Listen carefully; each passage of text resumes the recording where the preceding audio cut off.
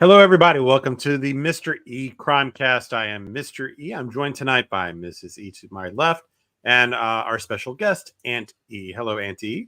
Hi, everybody. Hey, we'd like to welcome everyone coming in here tonight. Let's see who we've got in the chat. Oh, Olivia, of course, our moderator. Thank you for being here tonight on short notice. Merge is back. Hello, Merge. And thank you, everybody, for hitting the like button there. We appreciate that, too. So, we had a really interesting conversation a few days ago. We went over the red flags, and we had a lot of great comments under that episode afterward from the replay crews. Tons of other red flags that we didn't mention in that 3 hours of like 100 red flags we went through. We had even more that were added onto those comments. So if you're kind of looking for more evidence that there's a problem there with that family, go read through those comments. Some of those were really great. And so that episode, what we were essentially doing was we were going through all the red flags of the Proudfoot family in particular, and why we were being led in that direction as to what happened to Sebastian and some potential criminality there. But there's been a lot of news happening over the last few days. Some of these are stories that we've been sharing on our channel, like in our community and that type of thing, on some missing persons, and then some recent developments that some of you have probably heard about here. And so we're going to talk a little bit about some of those updates, and then kind of how this all relates to Sebastian's situation in Tennessee in general. So if you were here last week, you probably heard us talk about how we were going to cover the Bryson Muir story. That was our plan for tonight. And so we're going to start with some good news. So fortunately, Bryson Muir was found safely. The 14-year-old boy, the son of Daniel Muir, who was a football player for the Colts, the Packers, several other teams. He had been at his grandmother's house a few weeks ago, had that really huge black eye that everyone saw, I think, out there on social media. The grandmother being concerned, called authorities, and over time, they had reached a decision to have the family bring the child in as a kind of a wellness check to the sheriff's office there. They didn't make that appointment, and so then a search was underway. And there were a lot of ideas about where this kid could have been. Of course, we all believed he was with the parents most likely, but there was a sense that there might be danger, because it had been several weeks since anyone had seen him, and of course, with that type of abuse, you just don't know what's happening there. That all kind of spiraled into investigations into the religious practices of the family, these compounds that were in various parts of the country. One of them actually right here in Tennessee, just a little over an hour from where we're located. And so that was one of the potential spots where they thought Bryson might have been taken to. And but fortunately, a day after we did our last episode, Bryson was found. And now some criminal charges have come against Daniel. One of those is obstruction of justice, which is a felony for him. His wife, Kristen, has also received that same charge. And then separately, the father, Daniel, has also received a misdemeanor and domestic battery against the child, I'm presuming. And they went in front of the judge. They're not given bond, so they're going to stay in a jail because they are considered a flight risk at this point, and don't know what's going to happen to Bryson from here. But anytime we can say that the kid's safe and alive, that's a success. That's great news, because a couple of weeks go by without the grandmother or anyone seeing this child. It was a little scary what might be getting covered up there. And fortunately, he is at least safe at the moment. And then where this might go from there, we don't know. There's some indications that maybe there was a problem with the church as a suspicion. So we'll have to see. But for right now, the kid's safe and sound, and that's why we're not going to be covering that story tonight. Because the focus of our channel is that we are covering true crime, but we are also covering true crime that has some element of unknown or mystery to it. Things to discuss, things to theorize, and kind of use critical thinking skills and that type of thing to explore potential outcomes, solutions, and resolution to these various missing children, unsolved murders, and that type of thing. So fortunately, that's a topic we just had to decide not to do that tonight. So that was great, wonderful news to not have to do that story actually, which Mrs. E predicted.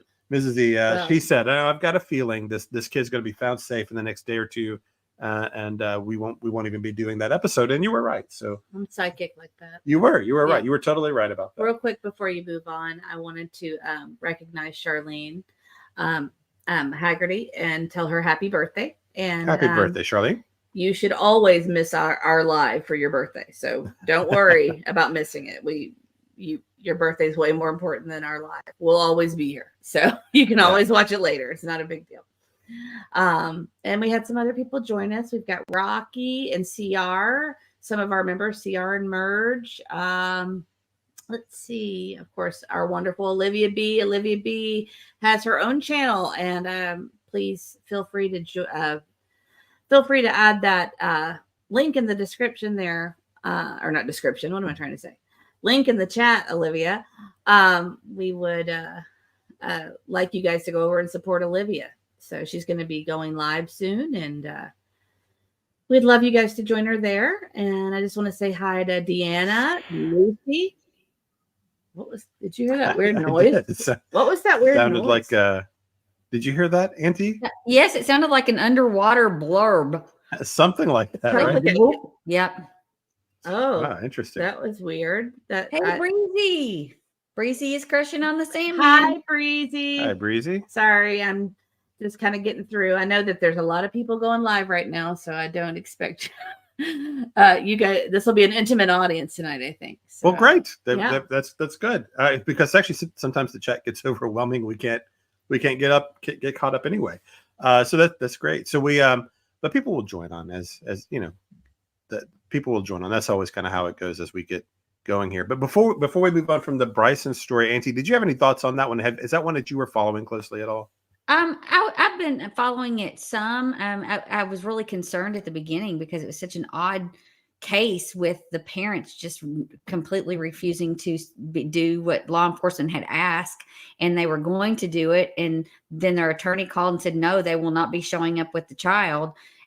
But one thing that I wanted to note, which we haven't always seen in Tennessee, that a law enforcement acted pretty quickly in raiding and getting that child. And I was really, I was like, they are on it. You know, they were in there, they had him, and it was very quick. And I thought the turnaround was excellent on that. So that was something I thought was pretty interesting.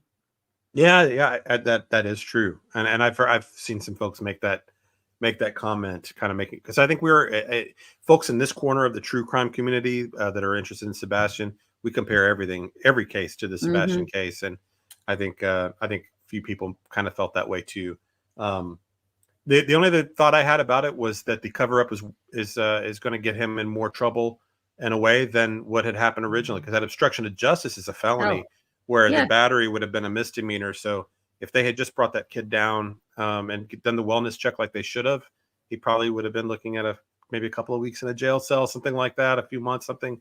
Now they're both facing some very serious charges, and I think there will be pressure to not give them a deal because it's so high profile. Well, and I also think that it's going to lead to the investigation of this religious organization, and it's going to lead to people kind of going in there and seeing what's going on, because it was like a compound with several families living there. And it was a very odd situation. Some people were calling it a cult. So I think it's interesting that, you know, because they just didn't comply, it could cause a lot more trouble, not for just their family, but also the entire religious group that's affiliated with them. Yeah, there are some extreme sounding statements that have come from some of the members of that church. So it is possible we might end up covering the story a little more than, you know, depending on how things play out. If it becomes a more widespread issue, we might go back and cover it. Of course, we'll give updates on how this all progresses, just since this is a story now that's kind of, well, I look at it, once we've taken in a story, it's kind of one that we're going to follow till the end. And this is one we'll follow, and we'll give updates, all the important ones as they come about. A couple of other ones that I wanted to talk about, unless Missy, you had anything on them. I just wanted to point out that one of the compounds that that particular church owns is in Tennessee. Yeah. So Yeah, it is. So if he had he been, wanted to drive over there. I did. I thought, what if, because it was like 4 compounds he might have been at, and their mailing address for one of the churches is in Gallatin, Tennessee, for some reason. I'm not sure how these arrangements are all set up, but they had a mailing address that actually went to Gallatin. So it's like, okay, what's the connection here and why? And so when we didn't know where he was, we were kind of thinking, well, why don't we just drive up there? It's an hour half away. I was against it. Yeah, she was. She didn't want to go provoke a cult. She weren't interested in that. I wasn't interested in provoking. I understand, but anyway, it was a thought. We don't know that it's a cult. We just know it's a religious organization. Oh, right. One man's religion is another man's cult, kind of, right? But real quick, I want to say hello to Karen McIntyre, and just hi, Karen. Just saw her come in. Yeah. Sorry. Yeah. Welcome in, Karen. Y'all, I'm sleepy. The 4th of July has worn me out, so I apologize. We have kind of a 2 or 3 day it's an event. Big event. We have events every day leading up to 4th of July and 4th of July night. So I'm a little bit tired. We almost didn't go live. I was debating until about 30 minutes ago whether we were going to do that or not. Oh, Breezy's on the road, almost home. So the other story I wanted to pull up here, you may have seen this, and the little girl, she was a 7-year-old girl out in East Tennessee, out in dangerous Tennessee, which is basically right near Gatlinburg area, Dollywood, Pigeon Forge. If you're familiar with that part of the country, it's a huge resort area in the mountains, just kind of like a Branson, Missouri, or something like that. If you're one of those kind of just mountainous resort areas. And this little 7-year-old girl, I'm looking for a picture. Serenity Alana Marie Kinsey, had gone missing. She was 1:30 in the morning. The parents, I think, contacted.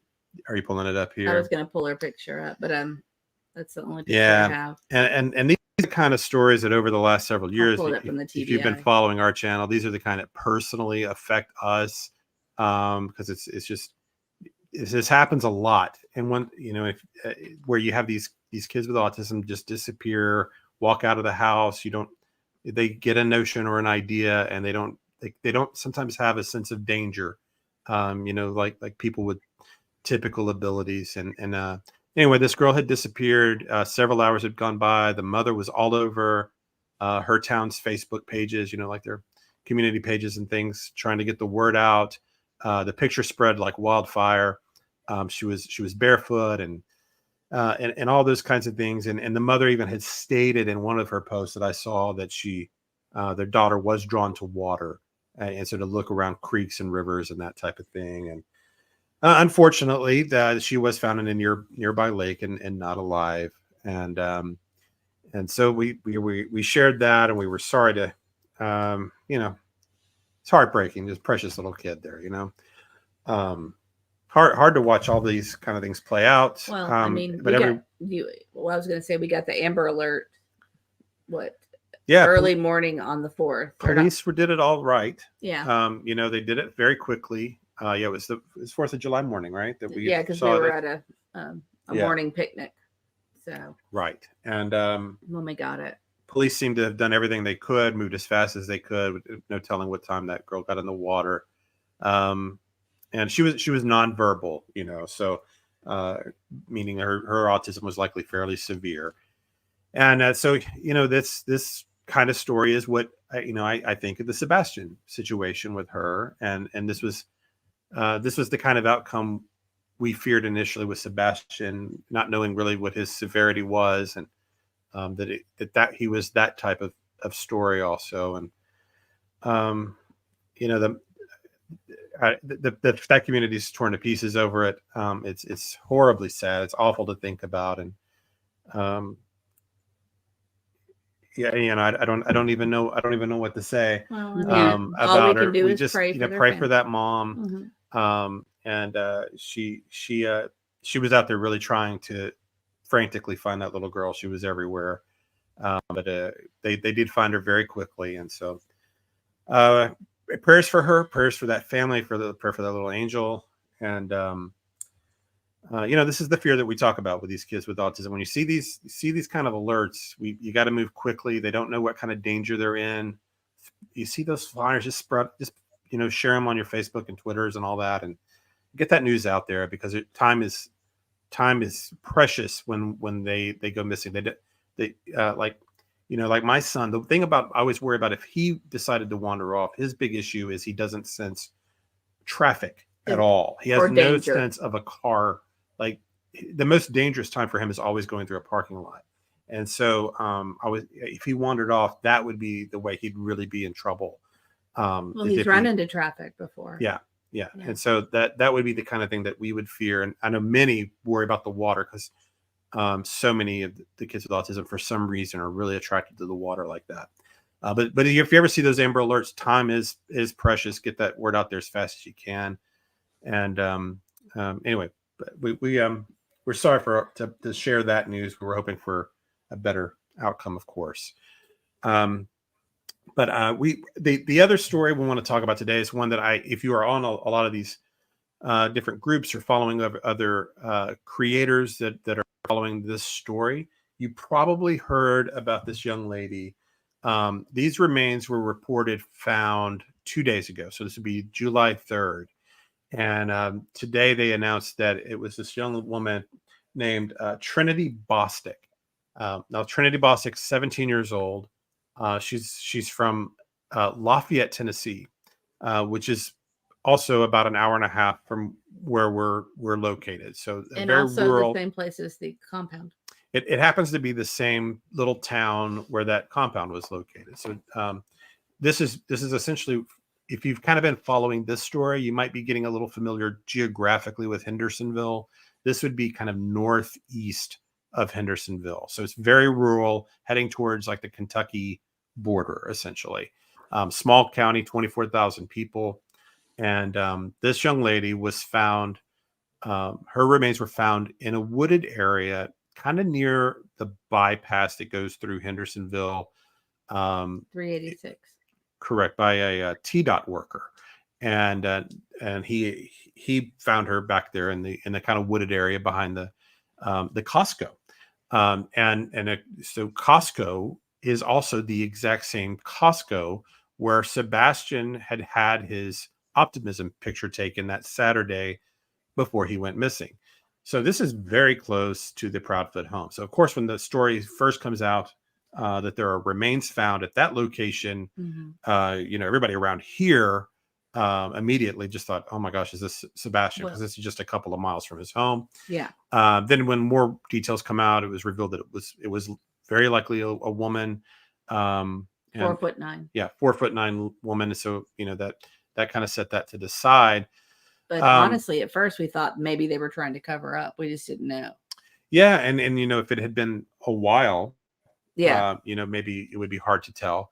But this was very recent, actually. So, and this was news to all of us. This was not a story that was locally shared about this missing girl named Trinity. So she had gone missing or been reported missing on June 29th. So this is just 4 days before her remains had been found, and she was reported missing there. But we hadn't seen any Amber Alerts, any we see a lot of these missing kid things, especially in Tennessee. I try to post as many as I can find, to keep the word out for people. And this one had not gotten a lot of attention anywhere really in the media. So, in fact, when we were waiting to find out who this was, there were other missing girls kind of in Middle Tennessee. We were kind of thinking, okay, maybe it's her or her. And turns out it was someone completely off our radar. So I'm going to pull, I just want to make sure I get this right on these statements here. It is looking like foul play, according to authorities. Mm-hmm. This is, if you've seen a few statements, you might have missed this one. This is actually from the Macon County Sheriff's Office. Now, when I first found out where this lady was from, I went to their Facebook page just to see and they didn't even have like a missing persons on their page or nothing. And it's unacceptable. There was no update about her, no mention of her at all. I think their last post was just a happy 4th and then something from June, but nothing about her. And it's a very small county. So it's 24,000 people. Your headphones look weird. Yeah, I know. They're sliding off my head. um, it's a very small county, and you would think that with a county that size, they likely don't have a lot of crime of any kind. You could be at the very least reporting a missing person, even if you think she's a runaway, which is what they thought. So I'm going to read the statement from Macon County. On the night of June 29th, 2024, we received a report of a runaway juvenile, Trinity Bostic. During the investigation, deputies gathered information from family and friends regarding her possible whereabouts. Trinity's cell phone number was obtained, and immediately we began to trace her location, which led to areas outside of Macon County, which is a key part there to me. We notified agencies in Sumner County where we traced her location. Attempts to locate were unsuccessful. Trinity was entered into the National Crime Information Center as a missing person, and a BOLO, or be on the lookout, was sent to agencies throughout Middle Tennessee. Unfortunately, on July 3rd, Trinity's body was discovered in Hendersonville and is under investigation with the Hendersonville Police Department. Our thoughts and prayers are with Trinity's family and friends during this tragic time. Anyone with any possible information, please contact the Hendersonville Police Department. And I'm going to read this number because this is a very active investigation right now. They are calling this a homicide investigation. I'm going to read that quote here, which is from Sergeant Nicholas Edwards. USA Today got this quote. He called it essentially a homicide investigation at this time. They're not going into a lot of details on how she was killed. They're going to keep a lot of it under wraps, it appears, for now. But they do want to know what the public knows. So this girl's face, I know a lot of you that are with us, you live around this area. No, you live in Sumner County because of the Sebastian story. So kind of, check and see if maybe you remember seeing this young lady around the last few days. Where she was found was off of New Shackle Island Road, where that Costco is located, near that, the Target and Chick-fil-A and Kroger. It's a major area. And so whatever happened, she may have been alive somewhere in that area. Police are indicating that she had been around Sumner County for some period of time, or at least her cell phone had been. So perhaps she was alive still at that point with someone. We just don't know anything like that at this time. Tried to find a little background information on her. Most of what we could find was that the people of Lafayette were very familiar with her. Most described her kind of the same way as a sweet girl. Many knew her from high school, or I guess her part-time work was at the local Walmart there.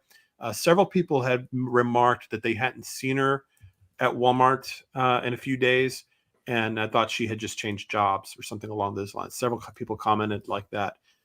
Very slight girl, 4'9", and so it's heartbreaking. It is horrific for that family. It's frightening for all of us in Middle Tennessee to have this happen this way. And, it's hard not to wonder about all that's been going on. I don't guess my instincts tell me that the Sebastian story or this story are connected, but it's strange. There's been a lot of strange stuff.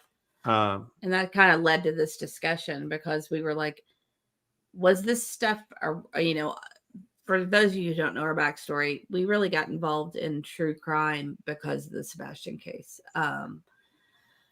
We were just kind of drawn into it, and we felt like we wanted to share our thoughts with the world about things, and that's kind of how the channel got started, and we want to help find him. And anyway, we were having a discussion about this, and that's what led to this, is that, was this all, have these terrible things always been happening in Tennessee and we were just not aware of it? Or is this something new? Yes. Is it all isolated coincidence, or always been this way? Or is there is there a problem here? Is there something that's wrong with how our system is, our location, the people themselves, something? Right. Is it, or is it just a matter of awareness? And we're just more. These are things that are happening everywhere, and it's our overall culture. I don't know. What do you guys think? I want to know what you guys think. Is it? Do you think that's isolated to Tennessee, or do you think that it's just kind of a worldwide problem, and we weren't just aware of it? Well, we also had this Matt Moklak. I'm not sure if I'm pronouncing his name correctly. I don't know. The guy that was from Indiana that was indicted, the 19-year-old that was indicted on those 20-ish or so charges. Yeah, you might want to tell them. They may not be aware of all that. I mean, most people might be. He was one of those online predator guys. I think he's from Indiana and Illinois. Oh, it was Illinois. Okay. Yeah. And he was been charged with 20 different crimes and was extradited here to Sumner County because some of his targets were some children in this area, age 12 to 15, and I think had physical contact on one of the charges at least. And so I'm not sure how that's all going to play out, of course, but with an online predator, really anywhere is their stalking ground, I suppose. But still, it was again right here in our community. Right. We've had these other missing girls. Fortunately, the last two that we had mentioned have been found safely. And we don't know the circumstances around the ones that come home. Usually with a net day or two. We don't. Maybe it's nothing nefarious. Maybe it is. We a lot of times you just don't know. You don't hear any other new details. Once the child makes it home, families just kind of want to get back to life, which is totally understandable. They don't want further traumatize their whole family over that situation, whatever it is. So and then they have of course the famous Summer Wells situation that kind of adds to this reputation of Tennessee having an issue. These aren't all in the same city or anything, but it's still I don't know. There's Riley Strain died under somewhat mysterious circumstances downtown. There's others. There's the mother and daughter that are missing right now that has been missing for 2 weeks. Let me see if I can pull her name. There's a lot of these situations where the sister is looking frantically for her, and and it's and maybe I can pull this up here. Well, he's doing that. I'm gonna let's see. Oh, it looks like Olivia is going to be covering this on her channel. Awesome, Olivia. Olivia had asked if we knew about the Evelyn Boswell case. I've read about that case. It's a tragic case. And in all honesty, I have heard a little bit about it, but yeah, I'm not that familiar with that one either. Well, I'll tell you, it's not great. You're not going to like it. No, it's awful. It's pretty bad. But I'm sorry. I'm a little bit thrown tonight. I'm sorry. I don't know. Well, this is all really making me emotional tonight, so I apologize. Yeah, I'll tell you, this is harder than. If you remind me of the name, I can look it up. I can read it here. Yeah, but I want to show the pictures because people might be able to might see these people. Right. Annalise Michelle. Okay, I'll look it up while you're talking.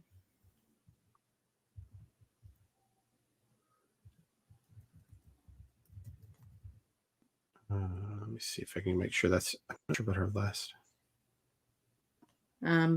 Okay, I've got. Yeah, that's the little girl. So she's with the mother. Okay. But I think there's some issue. What the situation is mental stability. I think with the mother, and that's the fear, and they haven't been seen. So I'm just gonna read this here. So this is Middle Tennessee. Is where they were, and they had rented a car here. But here's the situation for this young girl. We called the child abuse hotline in Arkansas on the caseworker. When she tried calling their phones and got no answer, she said that without a phone number or address for them, they cannot do anything, especially if they are out of state. At this point, we found out that the service had turned off, likely due to insufficient funds. The rental car company has not been helpful, will not give us any information. I'm going to skip a little of this. We only know the car is red from the people they were staying with before leaving town. They didn't make out a make or model other than a red 4-door car. And that car is now being, in a couple of days, it will be considered stolen, essentially, because it's from a rental company. I think it already has been, hasn't it? Yeah, depending on when this was written. Yeah. So here's Annalise has short blonde hair, bright blue eyes, and is about 4'2" and 60 pounds. She was born in May 31st, 2017, 7 years old. She has short hair now as pictured. So I guess the short hair is more accurate.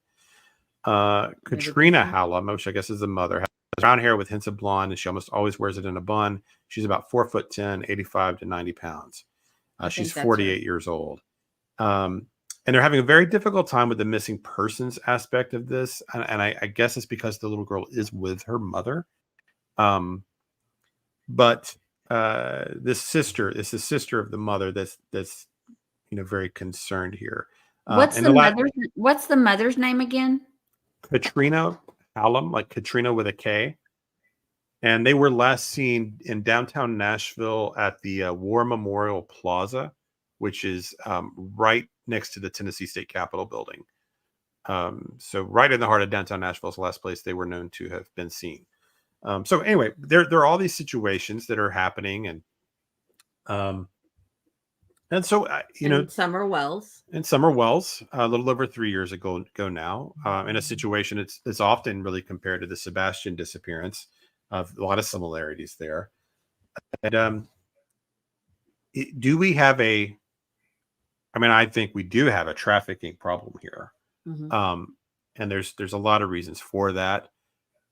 Is it our system? Is there something about the way we investigate crimes or that's different from other states that's allowing or promoting it, almost not promoting, but making it easier? Mm-hmm. You used to hear stories like that about Florida, that that dads that didn't want to pay child support would go to Florida because it was a great state to not get your funds seized.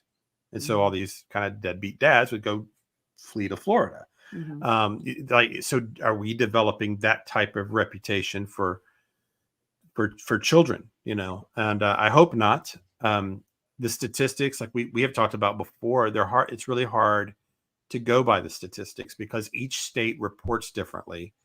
So you kind of can't, it's not a blanket system. One state uses Amber Alerts. One state classifies Amber Alerts a different way. Some don't, record all their missing children or report them to the national databases, and some do. And even what classifies as a missing child can be different. And that actually takes me back to this girl, Trinity. One of the things that people in that town were really upset about was they were saying, I didn't hear about this anywhere. Even people that knew her from school were friends of hers. Who was like, I didn't even know she was missing. And a couple of people came forward and said, well, I did see some social media posts, but nothing like official from newspapers or police. I'm not sure who, friends or family maybe. But part of the issue, I think, was the classification. So she first was considered a runaway, and then they elevated that to a missing person sometime later, a day or two or three later, I'm not sure. So there was never like this Amber Alert that they felt she was in danger. And and that's kind of hard too. Could she have? She's 17 years old. Maybe she.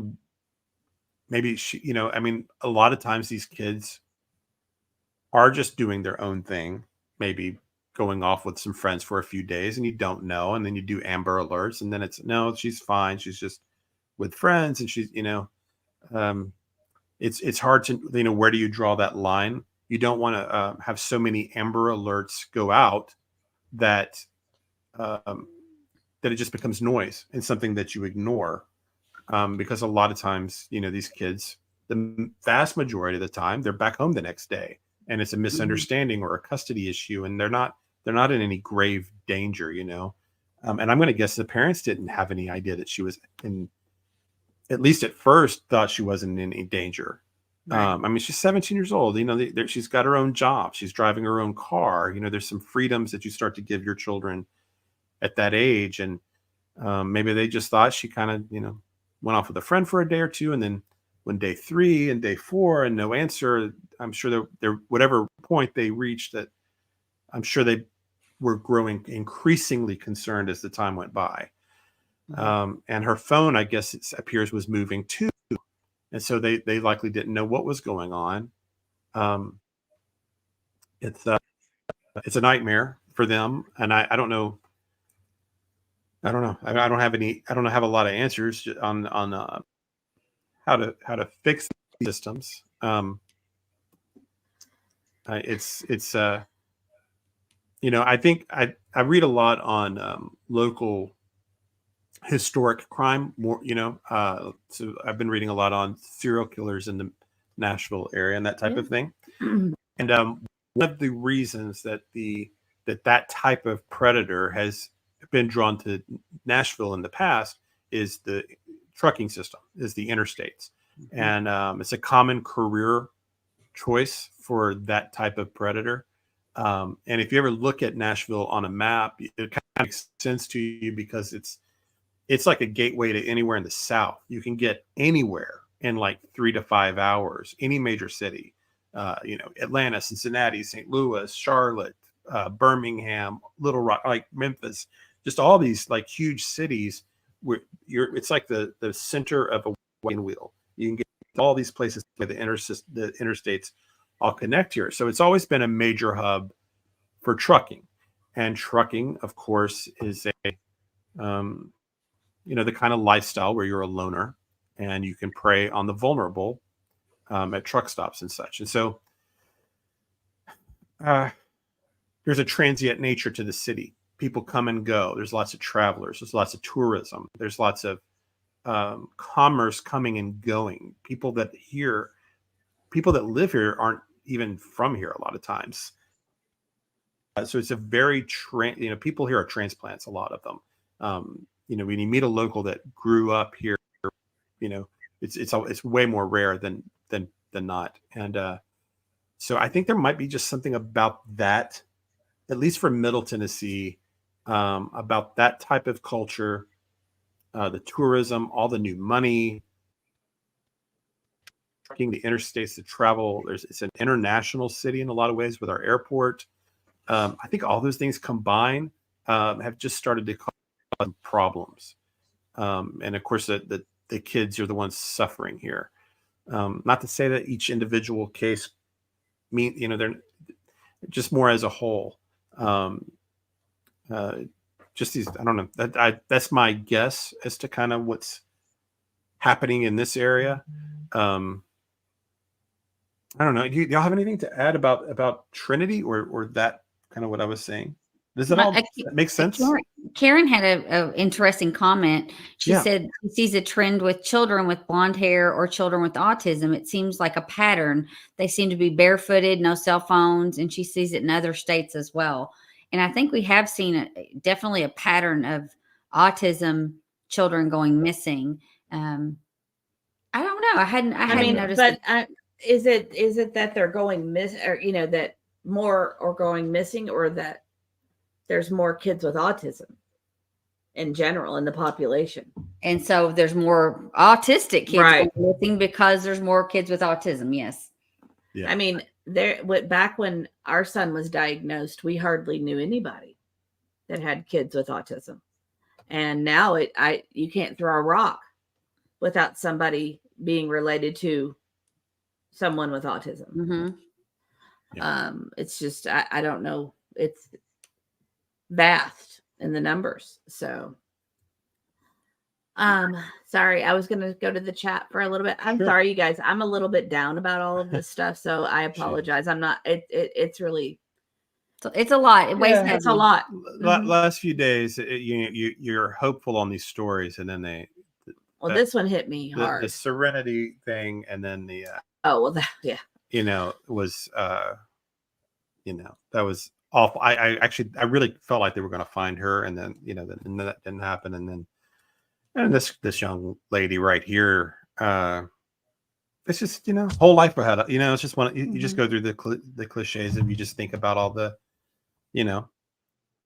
how and all the comments from the people in our town, and you're reading all that today, and it's tough stuff. Yes, it is. And I haven't even heard from the parents, and Well, and to just think of your child in that situation, it's just It's incredible.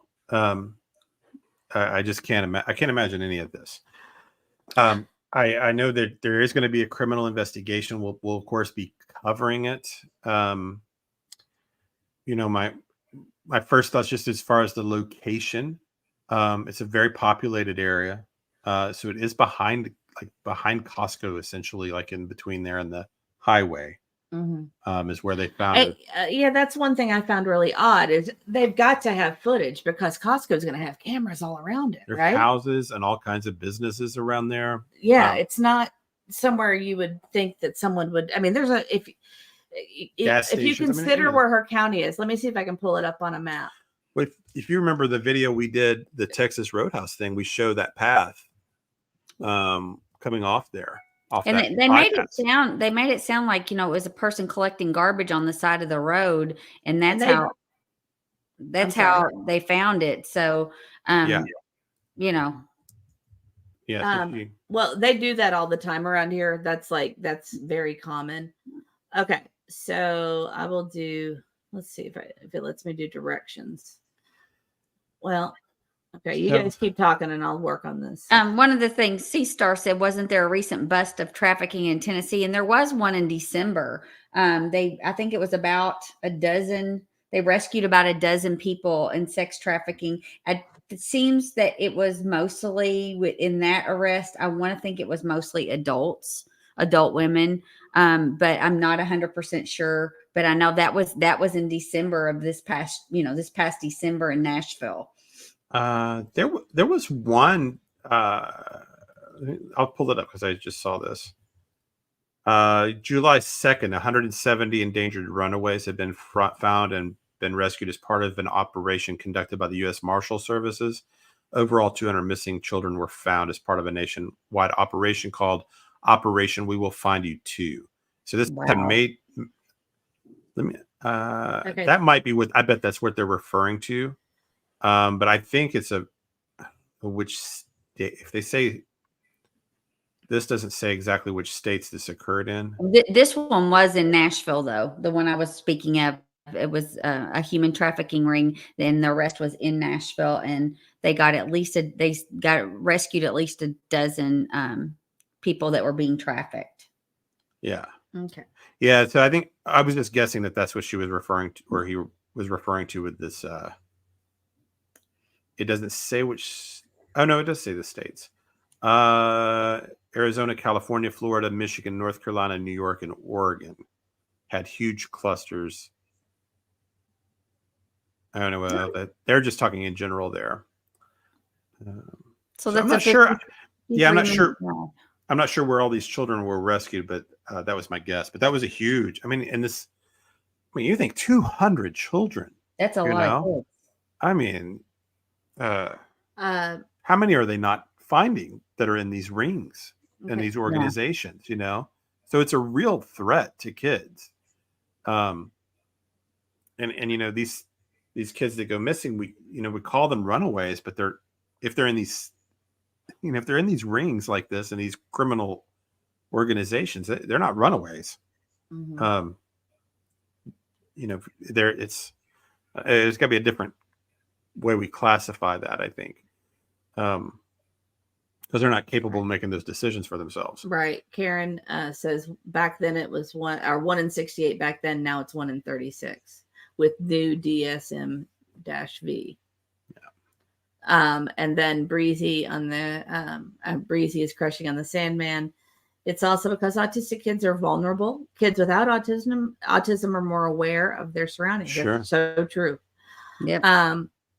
And then just to answer Karen real quick, who has the case, Hendersonville or Sumner? It's Hendersonville. They have it. So I just kind of wanted to pull this map up real quick and show you guys, the distance. It's really, in the grand scheme of things, it's really not that far. But so she goes abducted. Can you see my mouse? Okay. So she's abducted or whatever happens. Last seen, right. I should say, in this area. And then they came all the way over here to Costco. Right. To drop off. I mean, that just doesn't make sense. Like we're talking about rural areas, tons of rural areas around here. Why would they come all the way over here to Costco? To a highly populated area. To a highly populated area. It doesn't make sense. Yeah.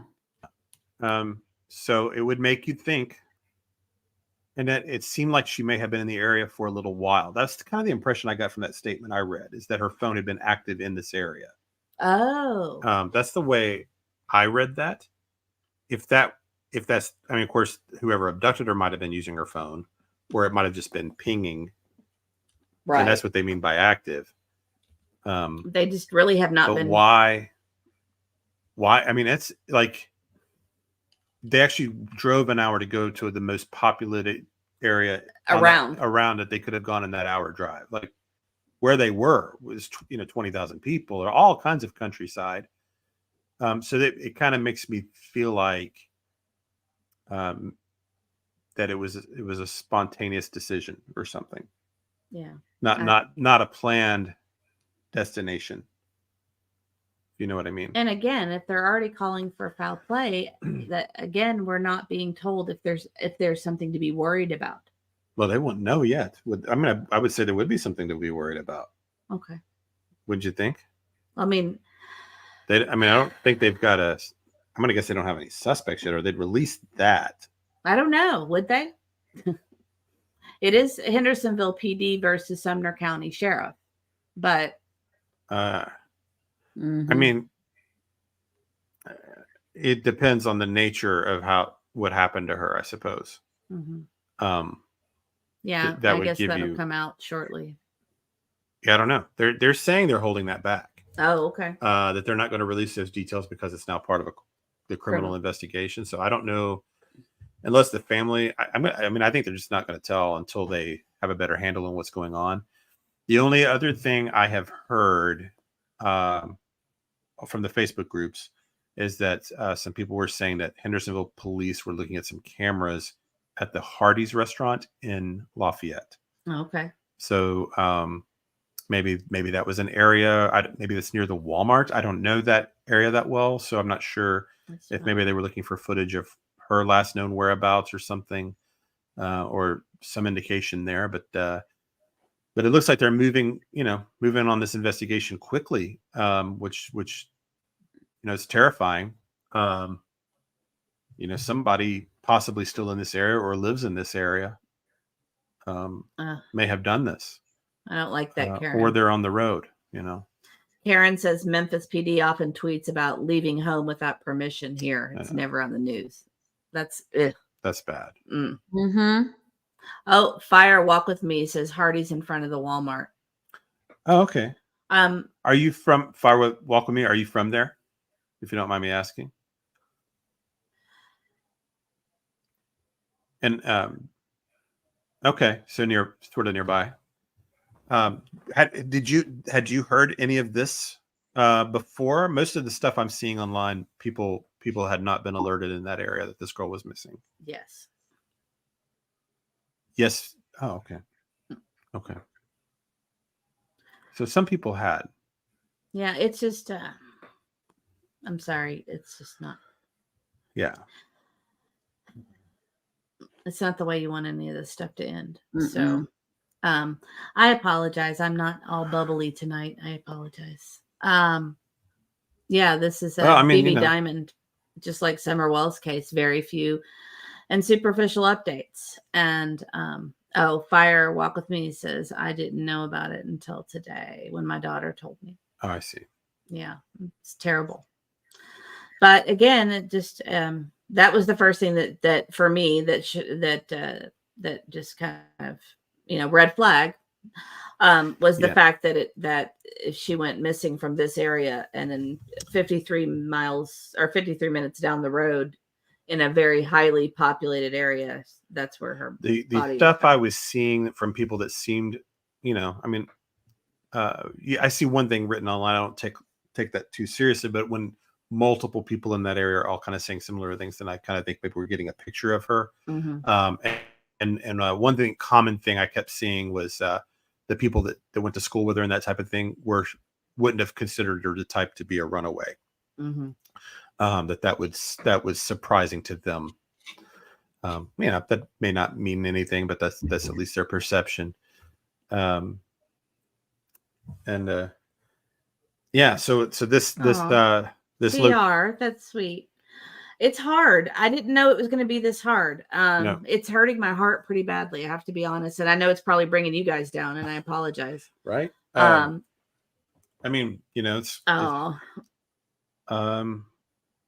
Ms. Z, this is Olivia, our wonderful moderator. I'm the same way today. My eyes are swollen from crying today. Hugs to you. In a weird way with the Sebastian thing, we have hope. We have some hope. We have hope. That's what I was saying right before we started. We have hope. I don't think that's the way it's going to turn out, but I do still have that. I still keep those ideas in the back of my mind that Sebastian might be with someone else out there some way. There's this other story that you probably saw or maybe didn't. The young man from Michigan who had schizophrenia had been missing for like 3 or 4 months or so. And some YouTuber was streaming a show and he was like in the background or something. Oh my gosh. I did not hear this. Him. He was in Florida and that's how they found him. And that's a Nick Barris. I mean, you just I'm don't. Kidding. I'm just joking. Yeah. I'm just joking. I love Nick. I'm just joking. But well, I mean, it's true. You don't. That's why it's important. Hokey and corny as it might sound, when people say like share the name, share the picture, share the you just do not know when some kid's going to walk behind a streamer in Florida, right? And someone recognizes the guy walking by the camera. Incredible, right? So you just really never know. And that's why there was a part of us we were talking about not even talking about this Trinity Bostic thing tonight because it's so heavy. So heavy. It's hard. It hurts to think about. It's right here in our town. You just know how awful it is. Well, I know when we were younger, I mean, when we grew up, runaways and things like that were so far between. You hardly ever had situations where a child or a teenager was found dead or anything like that. It was never that way. It was very few and far between. And now it seems to be, multiple per day. It's sad. And I think that, it's a sign of our changing times and the environments and the things that kids are exposed to that cause some of these ill fates. That's right. And, I still remember the very first person I ever heard missing, and I'm going to bet Aunt E is going to know this name when I say it. Ann Gottlieb. Yeah. And they never did find her. I don't think have they found any remains, but she was a child that went missing. I want to think it was from like Bashford Manor Mall or somewhere. It was Bashford Manor Mall. It was in Louisville, Kentucky. She had red hair. I remember it as a child. It was on the news all the time for years, and the family never got resolution on what happened to her. I don't think they ever found a body. Don't think they think she was kidnapped.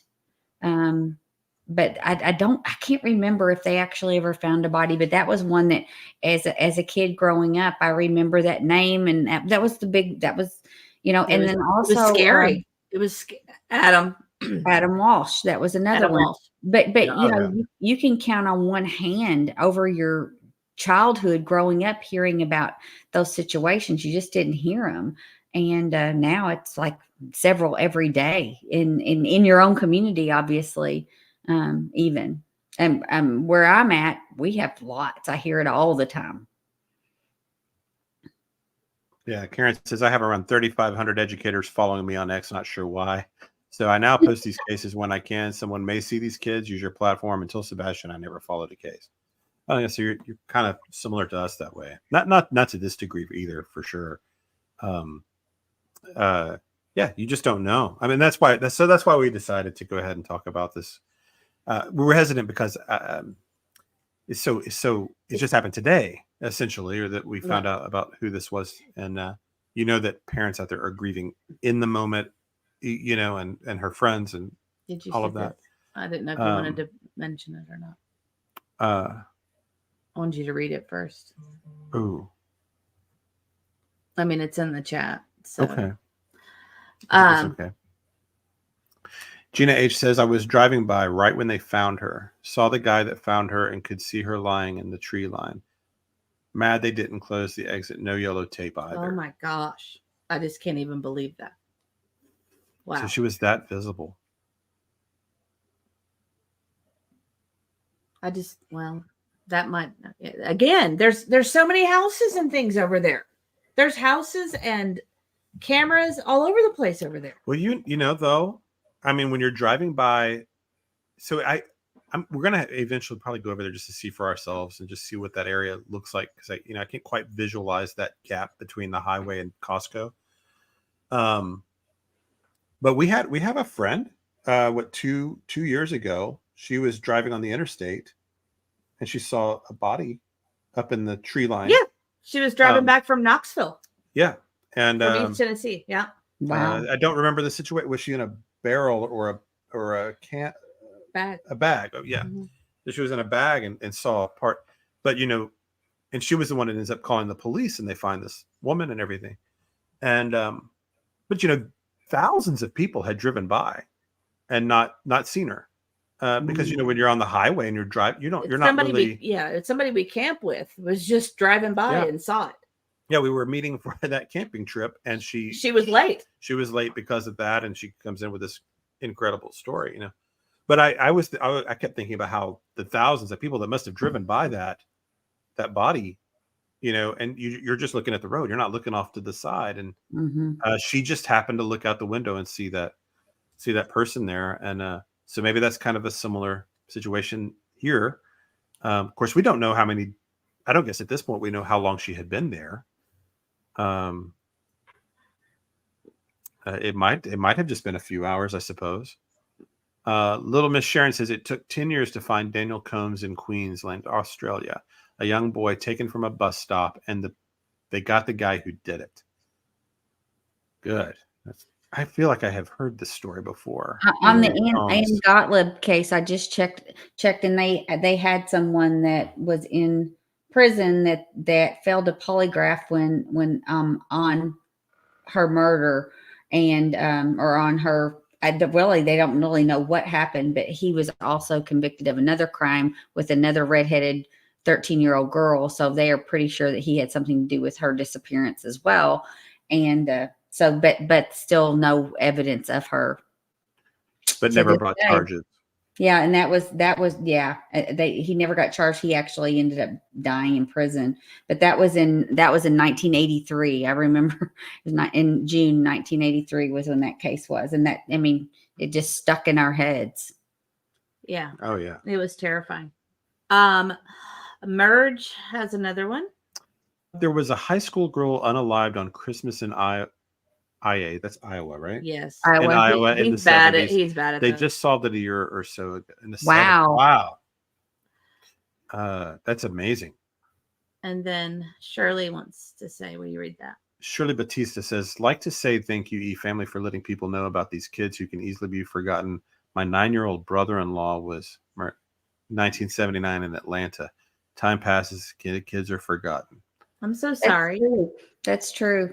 People forget. Time goes on. The world's busy, and sometimes these people. I mean, and I was just pulling up today on the TBI, the Tennessee Bureau of Investigations. I mean, there's still several kids that have been missing. Some for years, some for just a few months. I will say we have other good news. I just remembered this. Olivia had sent this to me, and it kind of made my day. Oh yes. Let me find it real quick. We could use a good news. No, this is great. No, this is great. I was worried about this young lady. Let me find it. Let me. Do I know this one? I don't want. It's a Stephanie Rodriguez. She was found. The young lady from Oklahoma City. Oh, yeah. The girl that was going out to do her charger. Yes, she was found safe. I'm trying to find found it. Sorry. Safe. Yeah. It's good, like good news. Okay, good.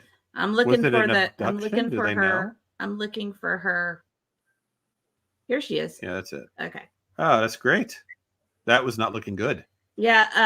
I haven't. We're going live, and so I didn't have time to read Yeah. about it. Just to respond to Well, no, Olivia. that's great. That was Olivia, do you want to share the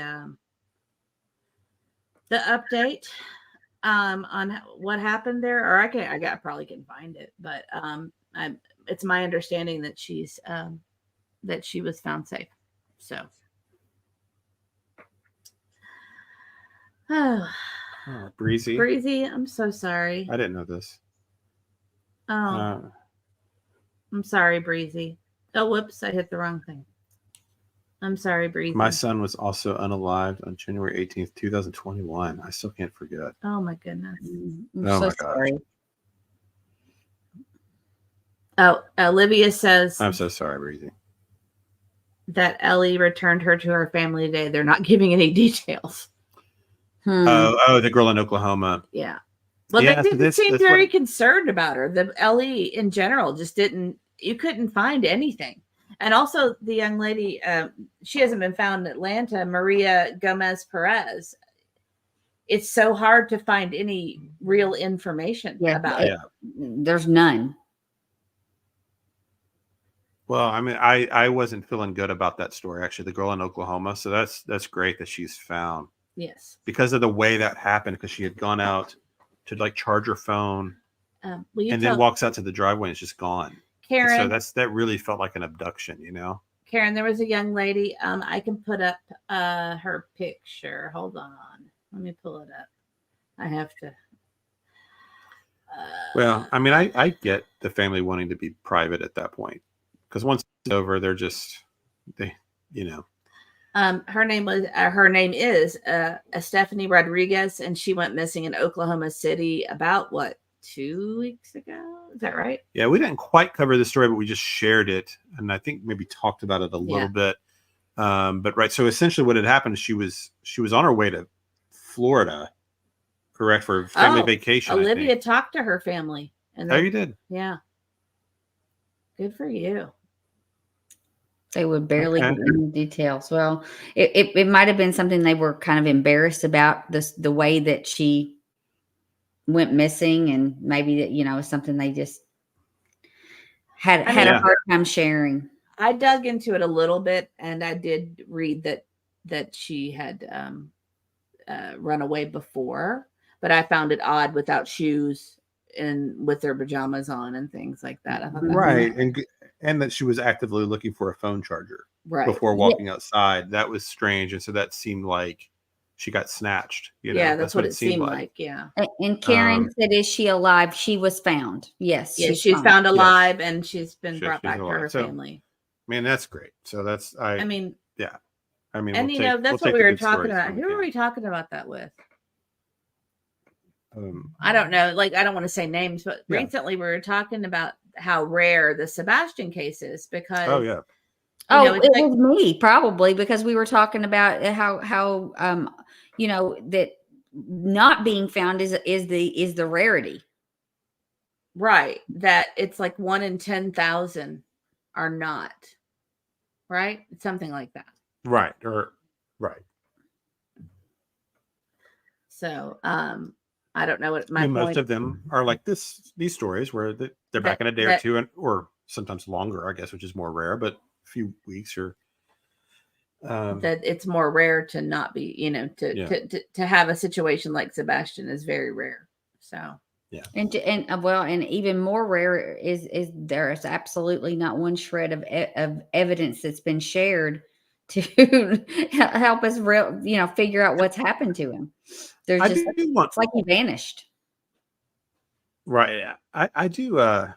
There was something I saw that I wanted to share about Sebastian that I had not seen before. That from TBI? Yeah. Yeah. I read the TBI statement on their website today as well, and it has a lot of detail. It was okay, this was actually an old statement from them. But see, early on, we weren't thinking necessarily any kind of foul play. So we weren't paying a lot of attention to the Proudfoots or that part of it in the first few days. We were just more like, is this kid been found yet? You know? So their actions weren't on our radar. But so anyway, this was one of the early statements that somebody shared on one of the Sebastian pages a few days ago. But this was an official statement from a TBI spokesperson. Okay. Understandably, there is interest in hearing from friends and family to help provide more of a personal context about Sebastian. However, we have been requested by the family to let local media know that they are not in a position to speak to or be able to do or be available to the media at this time. We have told them that while we would relay their message, it would be the decision of the individual media outlets and reporters to proceed as they see fit. So the part of that gets me, we have been requested by the family to let local media know that they are not in a position to speak or be available to the media at this time. And so my understanding is this is a statement that was made around the third or fourth day of Sebastian being missing. And, that the position they had tried to make was that they had been told not to speak. Wasn't that their excuse at first? Yes. That was at LE's request, and here TBI is not saying that they. I mean, they're kind of they're saying that that's the family's position, that basically they can talk to the media if they want to. So it was clearly the family's decision not to do that. The other part about that to me is that if I'm looking to try to make excuses for them back then, one of the excuses I have made for them for not talking to the press is that maybe they were just so overwhelmed with the situation of trying to find him that they just weren't even thinking about the news. They were just like coordinating with the police and searching and doing whatever else behind the scenes, and going and doing press was not a priority, or maybe they were just, but they had enough. But that's not really the case. They were like cognitively with it enough to send out a statement through TBI to relay to the press that they're not going to be taking questions and doing any statements or media at all. Because I'm sure at that point they were starting to get a lot of requests. Well, the fact that you all knew that they did not want their name out that's a crazy thing. The first thing you want to do is shout it from the rooftop. This is who we are looking for. This is our child. This is who we are. If you know anything, I mean, that doesn't make sense at all. That's the first red flag. Mm-hmm. It's a was big the first red flag. one. Yeah. And that just what you just read all plays into it. Are we getting back into the red flag discussion? Uh-oh. I've got about 50, 60 more we can go over. Well, there's just these little things that pop up that, they're not, they just, yeah, I mean, we had a bunch that came in just through the comments at the end of that episode. Well, heck, we had tons. Heck, you know what? It might elevate. I know that sounds weird, but like our spirit a little bit to discuss Sebastian. So it might be a good. Oh my goodness, y'all! I'm gonna start crying. Why? I just am. Everything's sad. Okay. Well, I think it's awesome though that we have a forum that people can share experiences like this. I'm sure it makes them feel better to hear support and know that we care and that their child's not forgotten. Oh, Olivia, I didn't know this. You want to read? July. I think she mentioned. I think she mentioned it early on. Oh, is that right? Yes. My son passed 3 years ago, and I miss him more than words can express. His birthday is July 18th, and so I will be emotional this month. Yeah. I'm so sorry. I'm so sorry. Oh, well, why don't you guys start talking about red flags? Because yeah, I'm sorry. I'm sorry, Olivia. I actually am gonna step out for a minute. Okay. Okay. I'll be right back. Sure. Sorry, it's not. Yeah. So. Okay. And I think Joelle said they never found her, and no one was ever charged. I think she's talking about the Ann Gottlieb case too. And you're right. That's exactly what happened. They didn't charge anyone, but they had a suspect that they are pretty sure did and have something to do with her disappearance, but they never did find her. But going back to the red flags, I mean, I feel like that was the very first red flag that set this case into kind of a strange pattern of odd occurrences, odd statements, odd behaviors. And that started, to me, that was the beginning red flag of the whole Sebastian Rogers case. And it's just really, I don't think it's just us that are so preoccupied with this case. I think it's really been a case that's a lot of people all throughout the nation and the world have found interest in, because it's so odd and the circumstances have just not been normal. And like you said, the disappearances that get solved are so, usually the turnaround is pretty quick. And this is a rarity for this one to just basically, this child to vanish and there's no evidence whatsoever where he might be. Mm.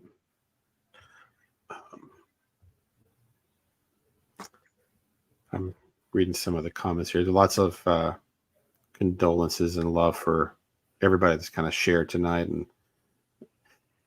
yes, Olivia, no need to be sorry at all. She's not. She was being honest when she said these stories today were hard on her. Yeah. So she's kind of in that place. I think this has been harder than we kind of thought it would be, covering all of this. Actually, I don't know why it didn't occur to me that maybe this would be a tougher kind of thing to do than we thought. We see a lot of true crime just in the news and everything all the time.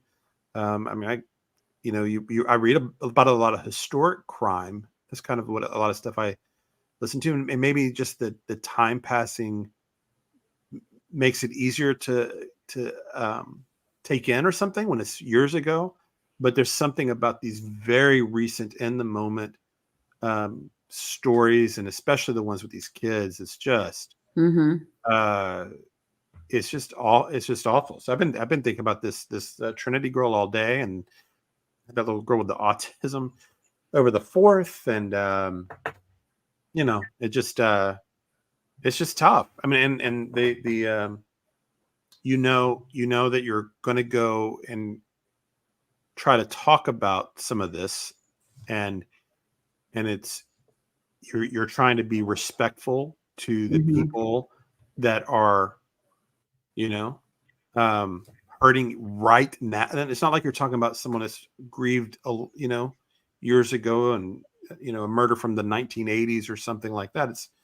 It's people that are in the moment today, really hurting, and you're talking about it, and it's you're trying to get the story out there. And I, like I said, we had debated whether or not to even talk about the Trinity thing because it was so recent. But this person's out, whoever did this to this girl is out there today at the moment, so. And maybe maybe someone saw something, or just making that, available to people. One person might see it and say, "Hey, I saw something that could have been related to this incident." And so, I mean, she might have been in that Costco or something. Right. The way the story it seems like wherever she went, that it won't shock me if she was with someone that she didn't suspect would hurt her. That would be my guess, that, that she didn't realize the danger she was in, and then something happened. Either she didn't realize that she was with a dangerous person, or some awful thing happened. I don't know. I mean, I don't know, but it's very possible that people saw her around Hendersonville, somewhere at a store, at a restaurant, and they don't realize they've seen this victim. So it's important to get her story out there, because if the person lives here, then they're, this one thing, but they might be on the move. They might be leaving, so they need to find this person very quickly. Right. They might be a danger to someone else too. So I don't know. We just felt like being locals here. We have a local audience. Let's just talk about it and try to get her face and her story out there, even though it's so recent. Grim. It's just hard. It's just harder than I thought. It didn't occur to me, I don't think, how difficult this would be, right?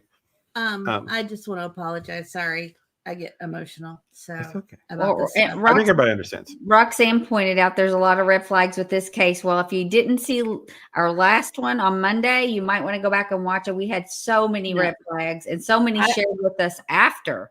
I say let's get back into it because I think we need to change the tone a little bit. Okay. So And Okay. Roxanne has a point that has been made by some of the people that have been studying this case that he may be hidden away. She says, I think they have him hidden. And, that has come across a lot of people's theories in this case that they have put him away somewhere, whether it was a facility to help him for therapy, for some reason that they needed him out of the home for a length of time. I mean, that's been a theory. that yes. My only question with that theory is for what purpose? I don't. Yeah, I'd love for that to be the situation, but how do they bring him back?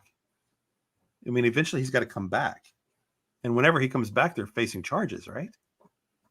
Well, yes, because that would be considered obstruction of justice because you reported a child missing and then if they were involved with that and then you had him hidden away, I guess my thing would be if you were going to do that, why would you tell anybody that he was missing? If you were going to go to the trouble of putting him away, like whether it was for therapy, whether it was to get him out of the home for a length of time, whatever the reason was, why wouldn't you just do that and share that with who would be the pertinent people to know, his dad and the immediate family? I mean, why wouldn't you just share that information, do what you needed to do for him and have him away during that length of time that you needed, whether for whatever reason? That's the only thing is it doesn't make sense that they would report him missing and then jeopardize their own situation because they would get put in jail for obstruction. Eventually. I mean, it can't go like that forever. Right. So eventually he's got to come out of therapy, and I mean, a year, 2 years, whatever.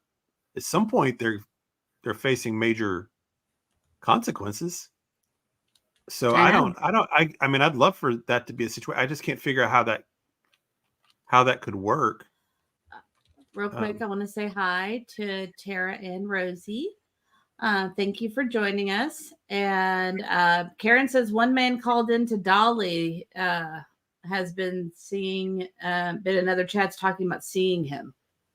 Well, there's been a lot of going on today in general. So, well, I actually saw someone that posted that they did call TBI because they saw a child in a car that looked exactly like Sebastian. And they said they made a report, and I think that happens a lot. People think they see someone that looks like him. And I'm sure there's lots of kids that look like him that are similar, have the glasses and hair, and he's got his head down. It could vary, but people are heightened awareness. And so, but you know what? Call it in anyway. They can at least check it. Right. And then Lisa says, nope.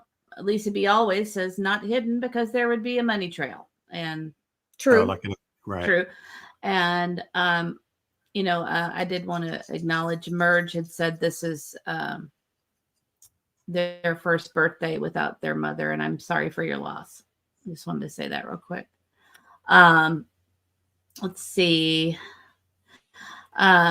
Marjorie says because Seth was going for more visitation, but he was getting custody of him in 2 months or so. Yeah, a little less than 2 months. Right. What does that mean? Yeah. And Karen, 100% agree. Yeah, they didn't expect it to blow up. I think they thought it would just be swept under the rug. Yeah, they thought it would be like the young girl that we were talking about tonight, where most people didn't even know that she was missing, right? Because that's the way most of these things are.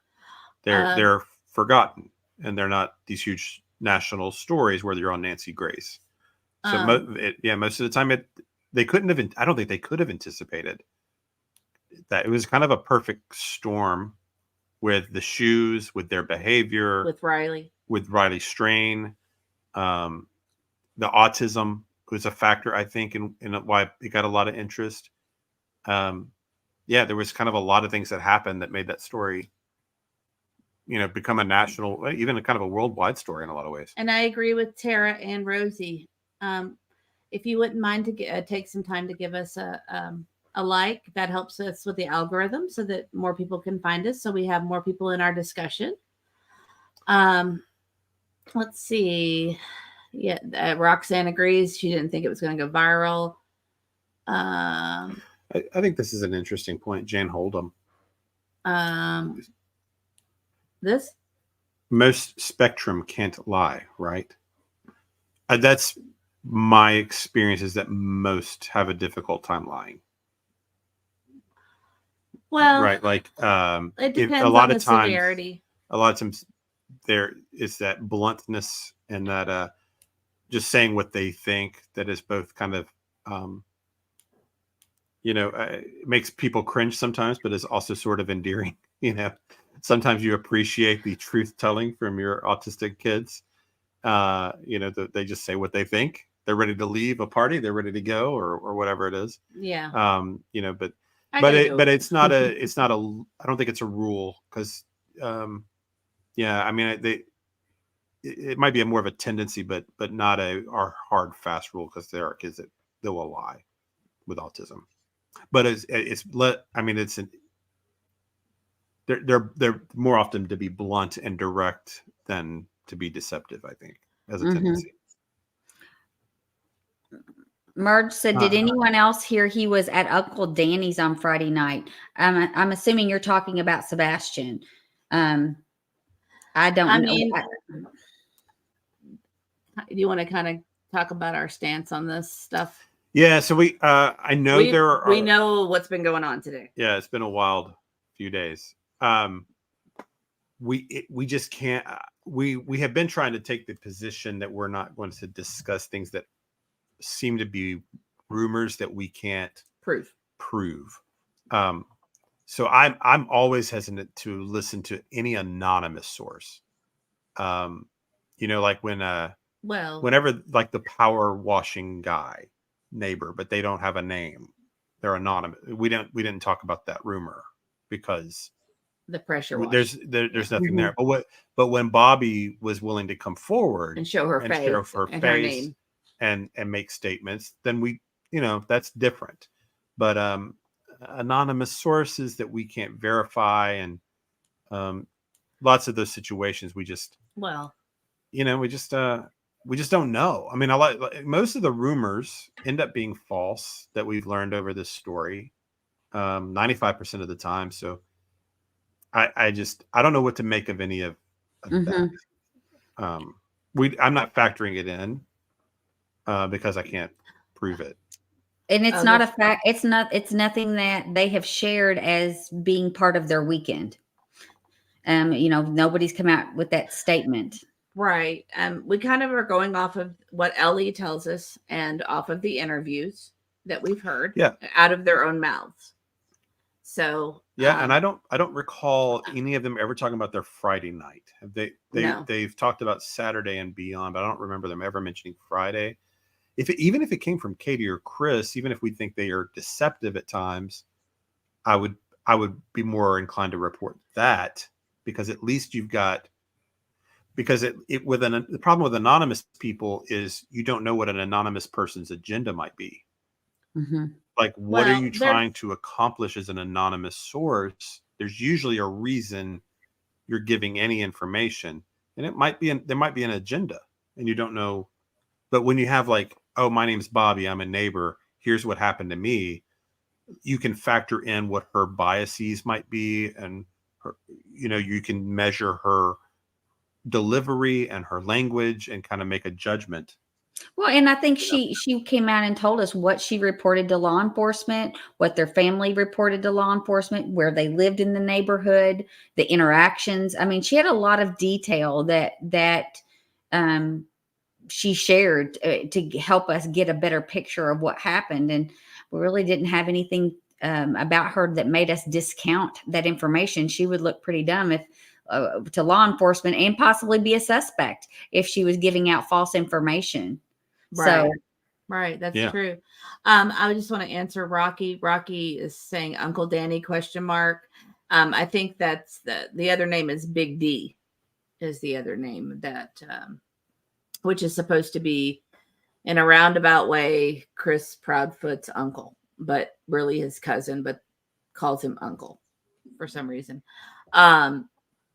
And I also wanted to point out Karen did send me a picture of her son because he has a striking resemblance to Sebastian. Oh, really? Yes. Is that why you got interested in it? Because they looked so similar? Is that what caught your attention with it?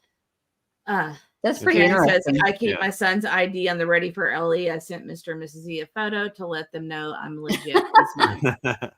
We now know that Karen is a real person. Oh, I've known for a while. See, Mr. E is not great with technology, so I Mhm. handled the email. Yeah. And so anyway, I just thought that was a funny thing. And I think in exchange, I sent her a lovely picture of a mannequin recently. So her favorite mannequin. Oh, So okay. And then Rox. I think they're having a Roxanne's- conversation. yeah, let's see. Sorry, we're behind. Let's Yeah. see. Well, the conversation they were having in the chat there was basically like the money trail. What's the issue with the money trail? It would be that, if you're paying a facility, you're not doing that through cash payments, right? Right. Like to keep them housed. There's a money trail somewhere. There's records, bills, and all of that, and so it would be very difficult to pull that off. and somebody asked if you guys know who owns Moby Dick's seafood restaurant. Moby Dickies? Probably Moby Dickie's is what they're talking about. I don't know who owns it. It's a great restaurant, I know where it is. We've eaten there several Yeah. times. but no, Yeah. I don't know the owners. But yeah, it's a great place. Like right on the lake and all that. It's nice. Let's see. And that's a good point. Go ahead. Yes, Kim French. We do live in Tennessee. We actually live in the same county where Sebastian went missing. We're maybe 15 minutes or so from their house, and so that's one of the reasons we got so interested in this, the true crime. Yeah, just give a quick rundown of why we got involved in this. Sure. Yeah, I know. We do have some new people join all the time. So we do live in Sumner County. We have a child with autism. So when the story first came out, it was, it caught our attention. We got, very invested in it for the first few days. We thought this child had wandered off like many children with autism do. And then as it went on, we began to have suspicions that something, wrong had happened to him. And then of course the behavior of the family over the last several months has only raised more red flags, which we just did a whole 3-hour stream on all the red flags of the Proudfoot. Actually, that's my favorite stream we've ever done. Which It one? is The red flags. Oh, it was the easiest one because there was so much that we could talk about. It was our longest stream, and we had to cut it short because it was actually kind of eye-opening looking back, because it's like it was so many red flags. It's undeniable that there's a problem with Yeah. that family. I don't, but you have to remind yourself, like, how did you get to the conclusion that Katie and Chris are hiding something? And then you go, okay, well, this is why. And we went through all of it, and people in the chat came up with tons that I hadn't remembered, and really major ones. And we did them all separate. We didn't even talk about them before. So it was really weird because we all had different things, but they were all red flags. And Rocky is asking, I don't know. Maybe we should show the hand video. We haven't broken down the hand video. Originally, when we started the channel, we were going to try to go through Every the one of them. whole case. Like we had gotten through the first Duchess interview, I think, and then everybody started covering the Duchess interview. yeah, but then a lot of news started breaking around that time, Right? And so we said, well, we got to cover the current topics, and so then we started doing the more current stuff. But we've always kind of had in the back of our mind we might go back and kind of go revisit some of these interviews, like Chronicles of Olivia and all that kind of stuff that they did early on, because their stories have changed so much, and it's easy to forget their original stories because they've evolved. Their timelines have changed and evolved over time, and you catch when you go back as time has passed. You see it with different eyes. I can't see the screen anymore. I know. I'm looking. Roxanne, thank you, Roxanne. She gave us a super sticker. Oh, thank you, Roxanne. Roxanne, you didn't have to do that, but thank you. I appreciate that. Okay, for those of you that are new, that's another thing I get emotional about are super stickers and things. It's just highs and lows. It's highs and lows. It really is. I'm looking actually for Rocky. I'm looking for the hand. Okay, I have to show you guys this. So I'm it's not complete, but did you see Merge's where it was on Fox 17 on March 7th?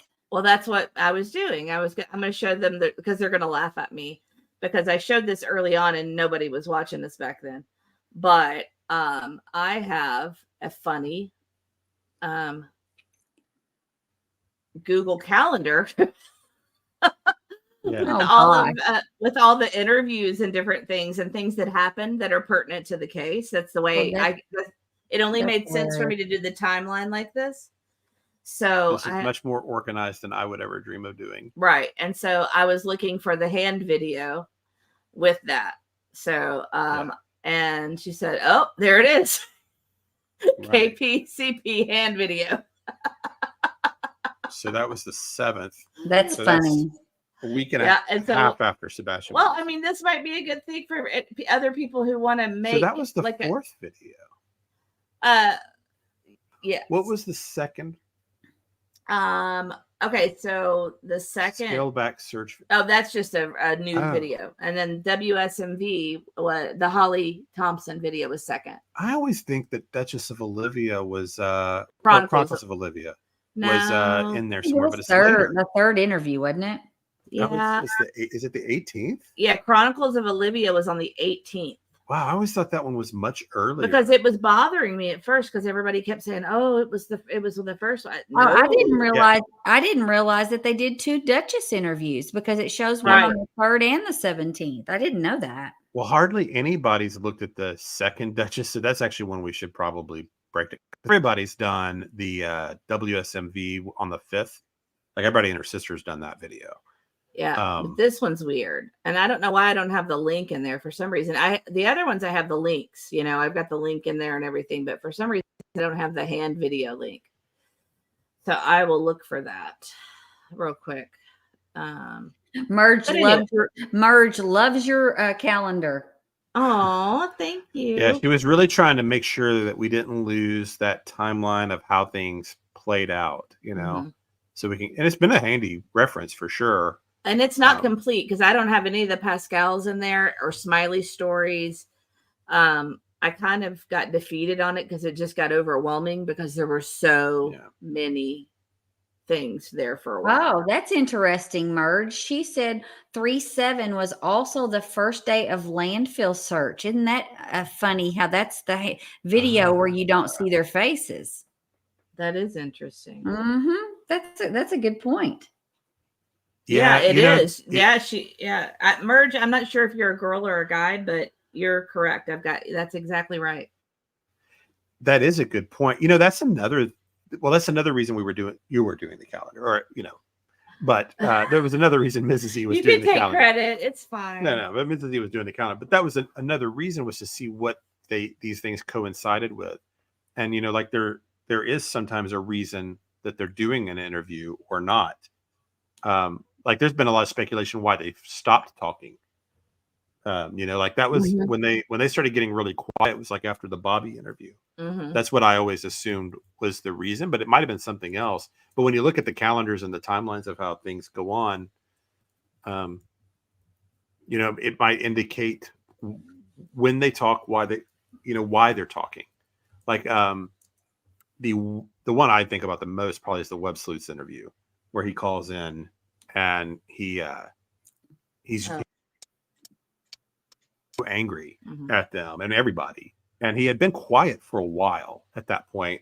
And the thing I keep thinking about is that when he called in at that point, there had been tons of rumors going on around about them. Like there were all kinds of things he could have been upset about, being accused or Katie accused and all, or whatever.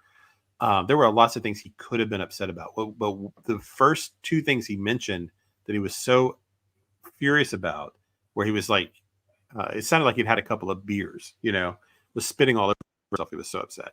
And that he was upset because his family had been mentioned, that the Bauer Sox going to Alaska. And then the second thing he mentioned that he was so angry about was about having land and having a funeral and all these yachts and helicopters. And he started to do that mocking, like exaggerated thing, like, or whatever. But I've always kind of thought back on that maybe that was an indicator that he was trying to steer things away from the extended family, outside of him and Katie, like that be where some of the answers lie. And of course, now the way that Terry has acted, have been proven to act, it only makes me look back on that more, wondering if there weren't someone outside of just Katie and Chris involved. Because it's always been, for me, it's always been impossible to imagine just one person pulling this off. Right. Like if you think it's Katie or whoever, it's just almost impossible to imagine she did anything like this alone without some kind of help, probably from Chris. And Marcia said, third, she said that she noticed that on all of the interviews that it shows them that their body language is severely off, and that's something you can pretty much notate on every video that they do show themselves. Even the hand video, I thought it was so strange. Yeah. Well, I'm trying to find it. If weird, anybody has the because link, could you send it to me? Because I for whatever reason cannot find it. But when I don't want to find it, it's there all the time. Yeah. That they had to have requested it. That wasn't the news anchor's choice. Like they had to have been like, yeah, we'll do an interview, but you're only going to show our hands. We don't want you showing our faces. No more of our faces. That was the weirdest thing. I mean, that it had to have been the request. Nothing else would really make sense. It couldn't have been an artistic choice by the news anchor. Thank you, Roxanne. Right. That's very sweet. Yeah, thank you, Roxanne. We appreciate it. I always appreciate the I know we've kind of gotten off to a little bit of a sad start, but okay. So we were going to talk about the Peter Hyatt video, but I haven't seen it all the way through. So that's good. You guys go ahead. I'm happy to hear the information for the first time. I can pull it up. But I really wanted to show them the hand, just at least a screenshot. Let me look for the hand video. It was Fox 17. We could, if you can find it. I just really wanted to show them because it is it's hysterical. Well, you know what it did for me? It creeped me out. When I saw that, I was like, whoa. That was I actually have that on my list. Let's see, hand interview, why not faces?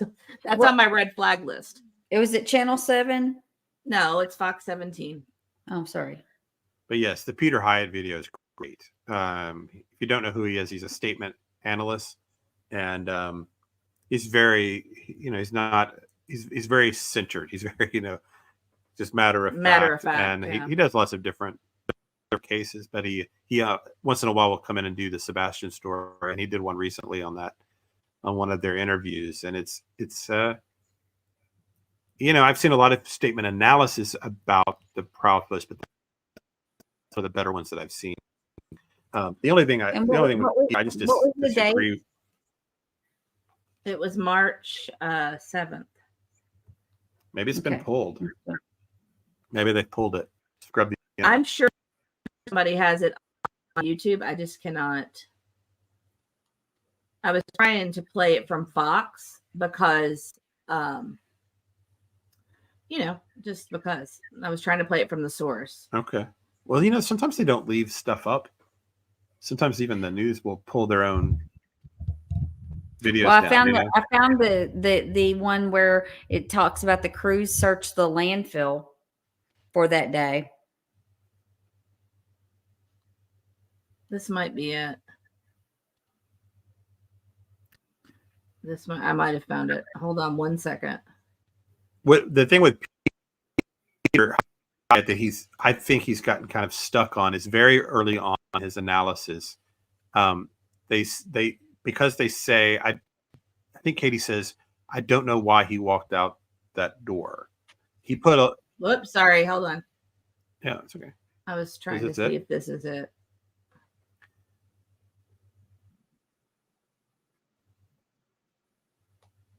No, this isn't it.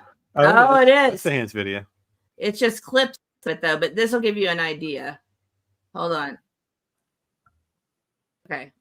Sorry. Let me try to make this big.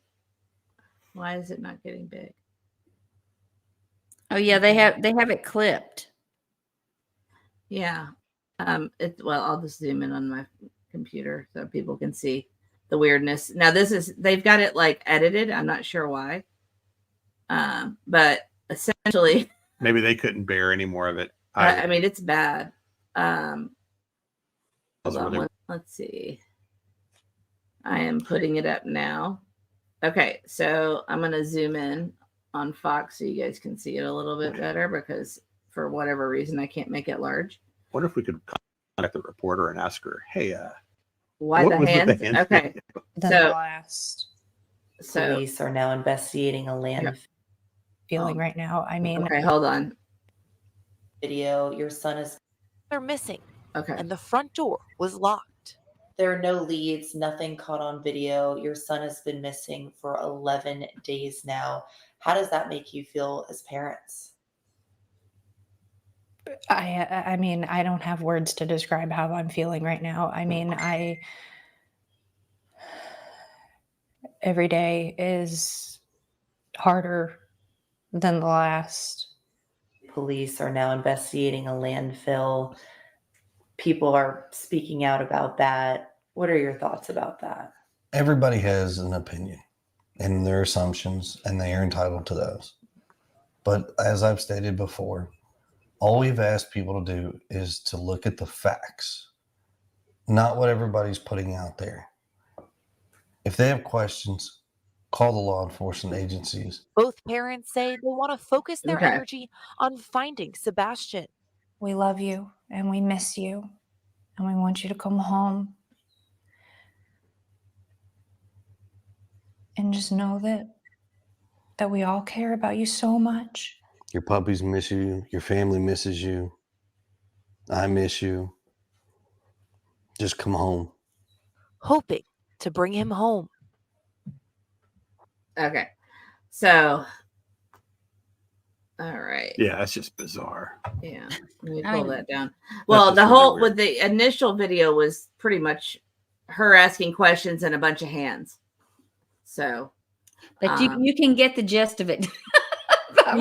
So that kind of gives you an idea. Let's see. So I was just going to give a thing on the Peter Hyde. Sorry, I lost chat while I was doing all that's that. all right. He focuses on that statement, and he believes that meant something. That he was being told, like, why did he go out that door? He thinks that he did go out that door the way she says it. So he everything else he's done since then has been kind of based on that theory, and I think it was misled. I think they were saying that because they want us to believe that, not because they were certain that actually happened. Does that make sense? So he's got the theory that Sebastian maybe had been punished, set outside, told to go for a walk, sit out, think about what you did, or go to your dad's house, something like that. and that something happened to him awful after that, like maybe got picked up by a predator or got lost or whatever. The thing is, and the thing with statement analysis people, it's kind of the same thing. It's like body language people. They're so narrow on their focus. They don't take into account everything else. So they don't take into account things like evidence or testimony, logic, critical thinking, deductive reasoning, all this stuff that we can all do. Mm-hmm. They're so laser focused on their one skill, or sometimes two skills or so, that they, you kind of have to just take it for what it is and then mix it in with the other data that you've got. There was something that made you laugh here in the chat. Oh, Is it I not something probably we can shouldn't share? have laughed at it, Oh, okay. but no, that's So it was so funny we can't share it probably. well, no. Certainly. I don't know what you mean. They were lovely hands. I know it does. What a weird choice. I wonder if that reporter has ever talked about it. I don't know her. I don't know, but there's a full version of it, and when I find it, we'll do it. We'll do It's like a live pile on of it. hands. Yeah, I couldn't watch it. Yeah, because it was the tapping and rubbing each other's hands was just more. I know I don't need to be laughing. I'm sure I'll get people in the comments. They all dislike things I do. So like one comment. I got one bad comment One that bad hurt my comment. feelings. You see Karen's comment? What? Mannequin photo versus hand video. I don't know. So I saw this too, and I want to, Susan Smith. I want to see if she. Hi, Susan. Okay, Thanks so for joining us. I know what you're talking about. I can't verify this either, but question. I saw today that they rehomed their puppies. I can't verify that, but if that's the case, that's another huge red flag, in my opinion. Yeah, I can't either. I keep hearing this, that they're not at their house anymore, but I don't know where that's come from. But everybody keeps repeating it. I don't know if it's true or not, but it would be, if that is true, that the dogs are somewhere else. You would think that would be a very strange thing to do from parents. Because imagine he comes home, where are my dogs? That he, That's weird. That would be weird. And somebody in that same discussion, I think we probably saw the same thing. They had also said that they named the new dog Crystal. No, they didn't. Is that right? Is that no? Is that not right? Wait, is that a rumor? Can you verify? I can't. I'm just saying it's in the same place that I think I saw this thing about the. Well, they got a new dog, but they got rid of the old dogs. Sure, or maybe it was a joke. Was it a joke that it was named? I bet it was a joke. It had to be a joke. Or did they get a new dog at all? They were saying it was a new dog for Faith. I think was the implication. I But just I don't want to say know. hi to But Tit for Tat. these are all. I mean, of course, these kind of rumors don't really ultimately matter. Right. It's not like we're talking about like evidentiary stuff. It's just more. You guys are killing me. You're making me laugh, and I appreciate it because I need to laugh a little bit. I'm sorry. I wouldn't get a hand modeling gig either. I mean, they're not great. So, but you guys are making me laugh. Between the mannequin and the hand modeling, Yeah, there are some funny comments there. Let's see. Sorry, guys. Karen says crystal clear. Yeah. Surely that was somebody must have been making a joke. Oh, it's hard to tell. Olivia said, "Who made a bad comment?" The person said I was trying to draw attention to myself and pull it away from him, and it was. And he just kind of he was like, "You're not taking that seriously, are you?" No, I don't know. I don't understand why people have to be mean, but they are. I just ignore them and move on. It's the internet. I know. We're gonna get that. It's all right. I know. Let's see. No, you know what? I don't know. Go ahead and read that, and I'm gonna give me a pen. I'm gonna write that down because I will forget again. Because I meant to do this last time. Somebody mentioned this in our last episode. So Annie Ruler might have been Annie. Maybe so. I have issues researching. Has anyone been able to verify if Tony has applied for grants for missing disabled kids? There are quite a few. One specific for autistic. I don't know. So somebody brought this up last time that the deal with Tony is that he takes like a 10% commission for I think any it was Annie actually. grants that he gets. And you know, I don't know. I know that Tony's kind of easy to be a punching bag or whatever, you know, and he kind of makes himself an easy target. But if that's the arrangement, I don't guess I have a problem with that. If I don't know if he's, is there anything nefarious about that? Well, You I know? mean, it's predatory, right? I mean- to reach out to families of missing kids. You know, I can see how people would see that's predatory. But Okay. he's But also, he's also providing a service. he's also providing a service and doing stuff for them that resources they may not be able to get. yeah, But we don't know if this is true or not. if we but don't- if yeah. well, I've always assumed that Tony must be making money somehow like that, like something like there's an arrangement. And if Seth wants to have someone help him with financial stuff, I don't know. I don't guess I have a problem with that as long as he's not scamming somebody. As long as it's on the up and up, that's between him and Seth, I think. I don't know. I don't know much about the grant. Annie Ruler says, Olivia, he gets 10%. I learned about homeless grants. They get 10%. What are homeless grants? I've never heard. I guess I just didn't know that this. This world existed. Yeah, I don't know what this is. So maybe I guess with the missing person, are there like grants to help families that have missing children, and that you have to apply for them and go through, and he helps with paperwork? I'm guessing that's some kind of idea like that. I don't know. Yeah. It's just not something I knew about. I mean, I think there's a business for everything. I really yeah, do. well, yeah. But I, Um, you know, if Seth felt like he couldn't navigate that himself, like he couldn't apply for these grants or what, I don't know. Here's Kind of getting over my skis. yeah. Annie Ruler, but well, when your neighbor kid ends up missing and then another and you help, he calls them clients. I would like to see if there is a pattern. Well, that's a good point. Yeah. That's a really good point, Annie. That's, you know, I mean, we're open to, you know, Yeah, I know what looking you're at saying. everybody and, you know, Yeah, I know what you're saying. Olivia said that she messaged him in the beginning and he called on Messenger several times. We spoke once because I would not answer the other times. We want to answer tit for tat. yeah. Hi, Tit for Tat's running a little behind, so you can Yeah. kind of just cover that real quick. Yeah, so somebody asked about that a little earlier, and we are just kind of going with we just don't know, and so I don't like to run with anything from anonymous sources just in general, unless if the person comes forward and is willing to put a name to that story, we'll give it some more discussion, I think. But for now, we just kind of throw stuff like that into the rumor basket of, yeah, probably not. I have no idea. Unless it comes from the horse's mouth and per se. Like, if, for example, if Bobby's interview, she was willing to put her name and face out there. Right.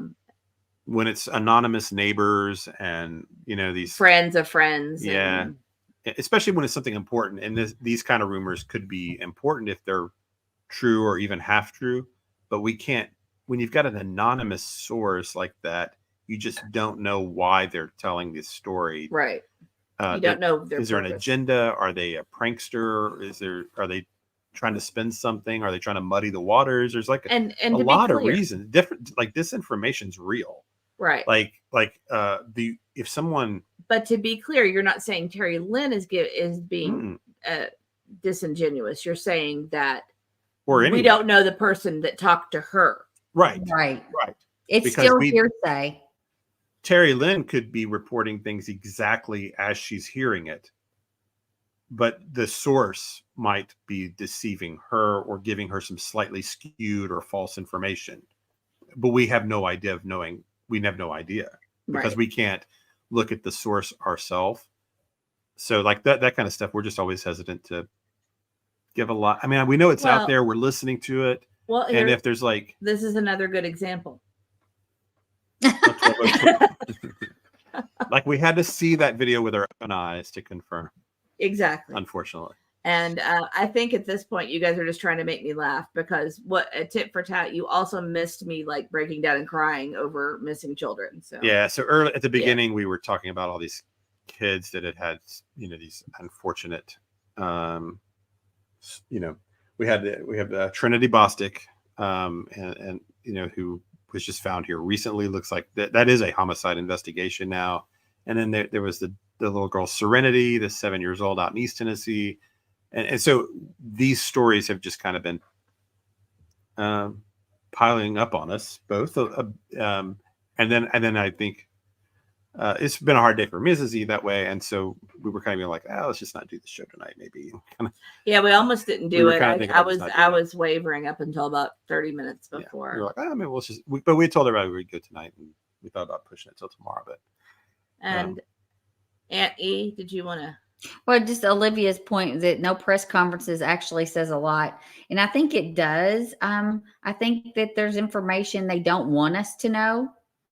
And I don't think they're going to share it until they have enough information to move forward with the case. And I just think it leaves everyone to speculation as to whether law enforcement's doing their job, whether they have any suspects. It just leaves us with so many questions, and it's still everyone's crying for, hey, just give us an update, and nothing. And then Tennessee Nurse. Oh, hi, Tennessee Nurse. Welcome back. The fact that Summer's parents haven't been arrested even after having the rest of their kids taken has raised my concern even more with Sebastian. Right. Am I missing something? No, you're not. That's one of those that it keeps feeling like they want to press those charges. They just don't feel like they have it, I guess, right? Well, they did have all of their kids removed. I know. So I know. Annie says she's looking for answers. Let's see. The MEC is a legit organization that is there to help families of missing and exploited children. That just be sufficient for any family, in my opinion, not TikTok Tony. Okay. Sorry.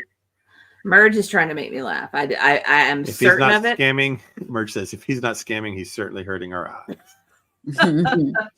Sorry. I don't know. I don't know if I just wanted to say hi to Garrett Clemens. He's got all these great USA, best country ever, all this patriotism and flags. So happy 4th of July weekend to you too, Garrett. Thank you for being with us. Happy 4th of July to you too. He's got all kinds of great patriotic statements. Awesome. Well, we appreciate you. Yeah. As you can see in my background, I'm kind of patriotic myself. So just a little bit. Sorry, I'm trying to catch up with chat. Yeah. Y'all. My How far shirt, behind are I think my shirt's even got a flag on it tonight too. So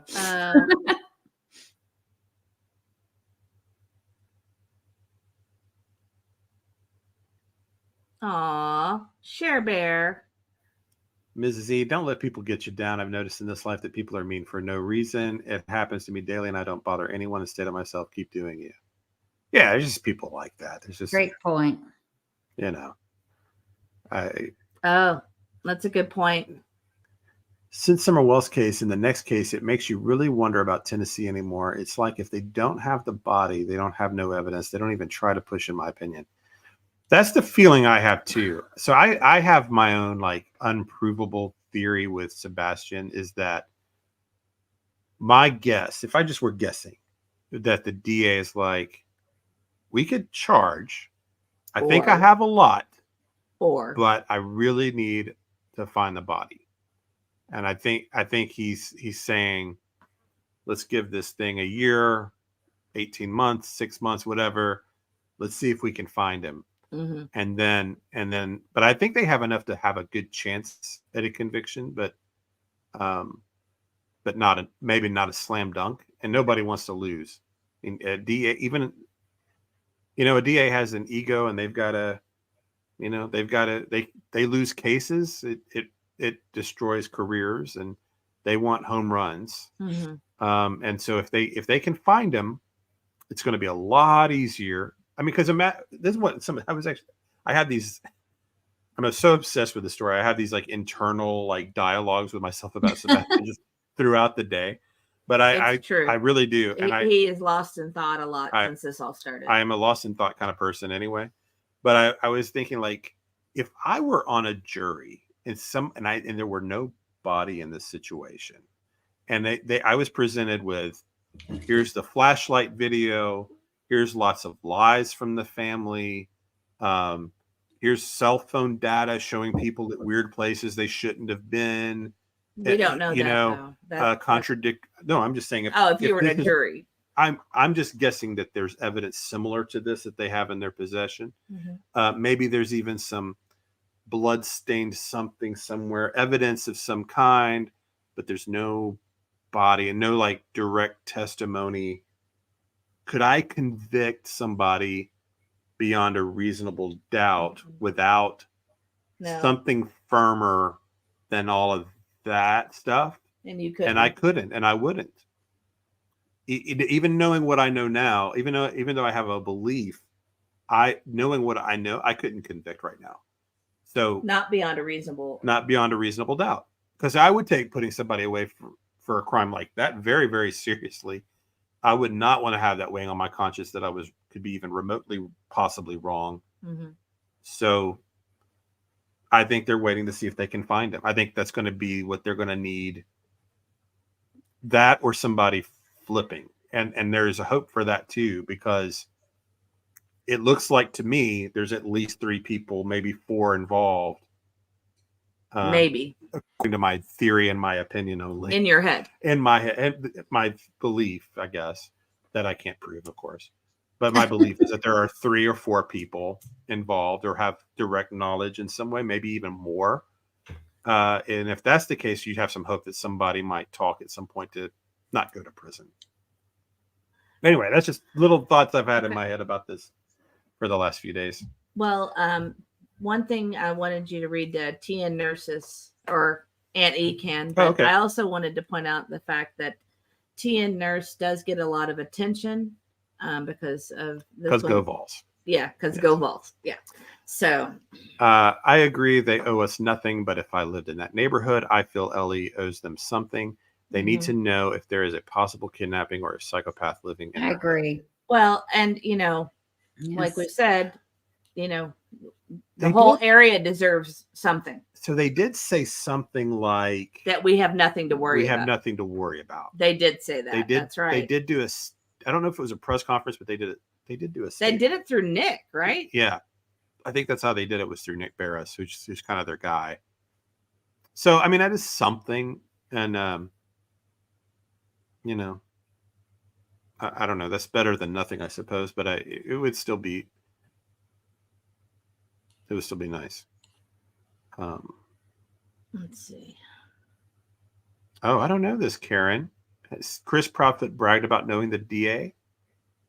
I don't know. I don't know about that. Hey, Karen, if you have that, will you send it to me? That's news to me if that's the case. If you have where he said that, I would love to have that, because that is something I actually had heard a rumor about, and I heard the rumor, but I hadn't heard a verification. There's only so much CP I can listen to in one day, so I haven't been able to get through all of it. And I wanted to say let's see. Yeah, Tennessee nurse. Oh, hold on. I saw something else. You're right. I do go to the Tennessee thing all the time, don't I? You do. My eyes are just drawn to that orange. If you want Mr. E to call on you, put an orange flag in your picture. No, I just wanted to say to Tara and Rosie, tomorrow is her 49th birthday, and she's 6 years clean and sober. July 6th. Congratulations. And happy birthday. Very good. Happy Sorry, birthday. I just wanted to say that. Sorry. And now you can go to your favorite. We still don't have Joe Clyde Daniels' body, but they got a confession out of Dad. Right. Great police work in Dixon County with the help of TBI. That's 100% true. That is another way. You're right about just the pressure. A great interrogator can sometimes get a confession. Well, you were talking about how Stephen Stearns. You watched his interrogation, right? Brilliant. Yeah, if you haven't seen the Stephen Stearns interview, if you kind of just enjoy the detective work part of it, those guys, their interview, because they knew the truth, and so they were walking him into trap after trap after trap. They were really good. Those are some of those videos I just get wrapped up in for something about those interrogation rooms. I can watch this forever. So they keep coming up in my feed. But yeah, that's a good one. So, and that's why I always say the evidence I want to see one day is I want to see what the interrogation was like with Katie and Chris. That I would like to know how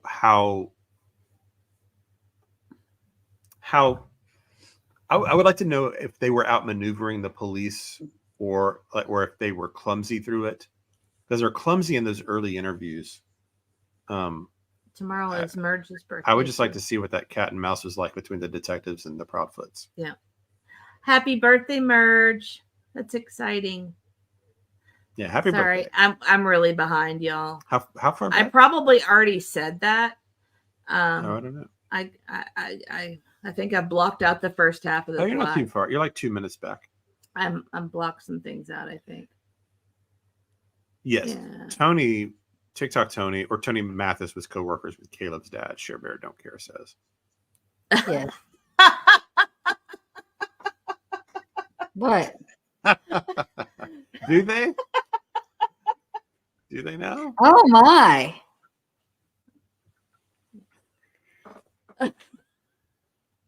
That's funny. I mean, Well, that's I don't think you want that from us, but yeah.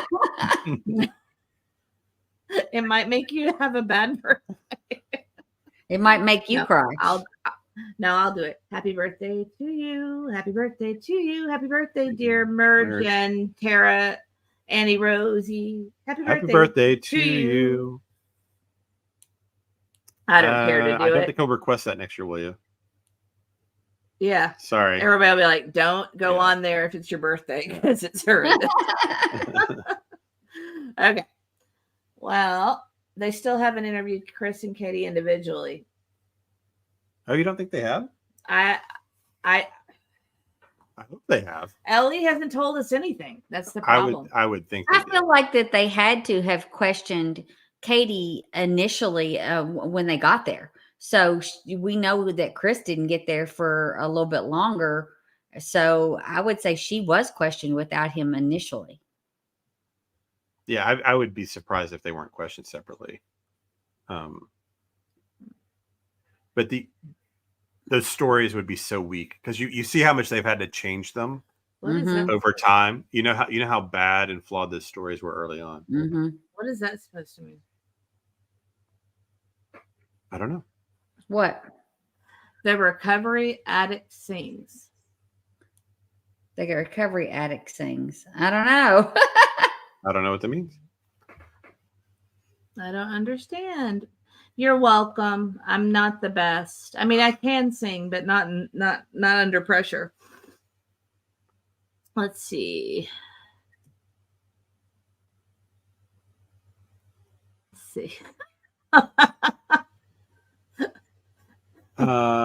Share Bear Don't Care says, I saw Epstein today on YouTube, and before reading the title, I thought it was 1202. That's a good one.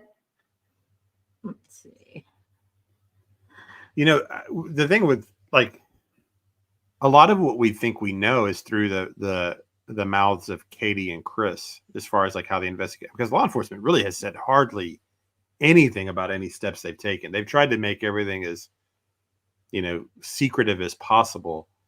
Most of what we know is either through Seth or Chris and Katie. And we know that through Chris and Katie that you can't, it's obscured, or you're just completely misled deliberately. So we don't know. I mean, I would be shocked if they weren't interviewed separately at some point. I would think that would be poor police work if they let them stay together. That'd be crazy. Tit for Tat changed her picture back to Nancy Grace. Yeah, I don't. Yeah. She says FBI, Secret Service, TBI can't all be horrible at their jobs. I feel justice is coming. I certainly hope so. I do too. And there is some of these people do get a bad rap because some of these cases just stand out. The Summerwells and the Sebastian Rogers, of course, are standing out as at this point failures. But we had the girl, if you've been following this story, you probably know the other missing kids that have happened in Sumner County. But there's been these other girls that have been found like right away, where the parents and family are coming back and going, wow, police are amazing. But I can't believe how fast they found her with like no information, and so this might just be a difficult case too. But I think justice is coming. I think it ultimately is going to come down to they just really want to see if they can find Sebastian specifically, just because of what I was saying earlier. I think they want a home run if they're going to go for it, because it'll be what a highly publicized case that will be. Gosh, it will be. Look at this. Yeah, Tennessee nurses. I worked 13 hours today, barely sat down. I was praying all the way home I could get on my heating pad, and you guys would be on. Okay. Oh my Okay. gosh! Oh, that's awesome. Yeah, I promise you've got a fan in this one. Yeah. Yes. So. Thank you so much. That's very sweet. Yeah. I wanted to talk about more red flags. That makes me happy to talk about the red flags. Well, do you have any we didn't? Heck yeah. Oh, really? Heck yeah. That we didn't get to at all? Oh, I know you do have some. Do I? Yeah, you do. What do I have that I didn't talk about? You didn't talk about the money. That was when you were wanting to talk Okay. about. The money. Oh, okay, I get it. The recovery addict must be like a YouTuber or something, because the recovery addict sings the birthday song when his viewers have birthdays. I got it. Well, thank you for clarifying, Marjorie, because okay. I know where you're going with this too. Because I stare at chat the whole time, because I'm the only one that's technical here. And I'm trying to make sure everything's working and pulling up stuff. In the beginning, people would say, look at her, she's so high, and talking about me. And and you had a few comments like I that. had a few comments on the first video. They're like, that girl's so high. And I'm like, no, that's just the way I look. Stoned out of her mind. Yeah. That kind of thing. And I'm like, that's just the way I look. I'm sorry. That she was trying to say I was messed up. And I'm like, I am so far from messed up. If you count coffee as a drug, then yeah. But when you look back at when we look back at the video, I understand because my eyes are darting around like this the whole time, like looking down, and it was. Oh my gosh! Yeah. So when you called, she thought you were calling her the recovery addict. That's what you thought. So she's like, "Is this about the?" Thank you so much for the clarification. I appreciate it. Yeah. Sorry. Oh, I think chat's behind us. That's what, yes. So we're, I think we're like, our chat's slow tonight. Breezy crushing on the same. I don't know what this is. And someone passes KP a note that she reads. You can see it because she keeps looking down. Oh, they're talking about in the Nancy Grace interview. Yeah. And yeah. That could be a producer note or something like that, though, right? Kind of like a 2 minutes, or like that might be like that. Well, there's been other like online. I mean, there's been other interviews with them that you can kind of hear whispering and stuff when one of them is doing the talking. I feel like there's constant coaching when they are speaking with, whether I've heard her talk over him and under her breath when he's answering, and I've heard the same out of him when she's speaking. Right. Okay. So, let's talk about my red flag. So, and I had a good case for it. I don't know if I'm going to remember my good case for it, but it has been all of the hostility about YouTubers and people making money off the case. Yeah. There seems to be a big hang up from CP with people making money on the case. Right. And, you made some really great points. So, oh, well, like he got like, he got upset with Seth for having the GoFundMe. Right. And why would he even care if Seth had a GoFundMe or not that his sister set up? And what his reason was too was that it was because They sat down law together. enforcement told Mhm. them that it would make them look guilty That's if what they he did said. it, is what he Mhm. claimed. And then, whatever, Seth's sister sets it up anyway, like a day later or something. And that's where they had that conflict. So it's not that he was upset that there was a GoFundMe at all, or what, or was it because he knew that would make them all start to look guilty? Right. And that's why he was upset. Or was it just the money thing? But anyway, he does seem to have an issue with people making money. He was it Web Sleuth that he Sleuth, got yeah. upset, like how much money are you making off of this or whatever? And it's like, what difference? Why are you so hung up? Because he is hung up on that. I don't know. It just seems to be an issue to him. He mentions money a lot. Like, Yeah, it seems to be a thing for him. A trigger. Saying like the statement of if they had all the money in the world or whatever, Sebastian would be here. I'm with Karen though. Or was that Seth? Am I getting Seth mixed up there? I think Seth said that, but I'm with Karen on this. The GoFundMe happening within 3 days seemed really odd, and I agree with you 100%. Yeah, it's just not something that's forefront in your mind when your child is missing. That's I mean, you're not thinking about, hey, we need to start raising money. That's just not what you're thinking about within that first 72 hours. Well, that's what I was going to say. Is it seems as if the sister felt like it was going to go on a lot longer. How did she know that? How did she know he wouldn't be seeing the right? next day? Yeah, right. So that was something that I found really odd, and I think that that's something that people find very suspicious. I guess I don't about the Seth Well, part. that's okay. We can have different opinions. The reason I don't is I just know how people are when tragedy happens. Yes, that's true. And they do. People want to. That's how people rally around to help, because sometimes you can't do anything else but give someone money to help them.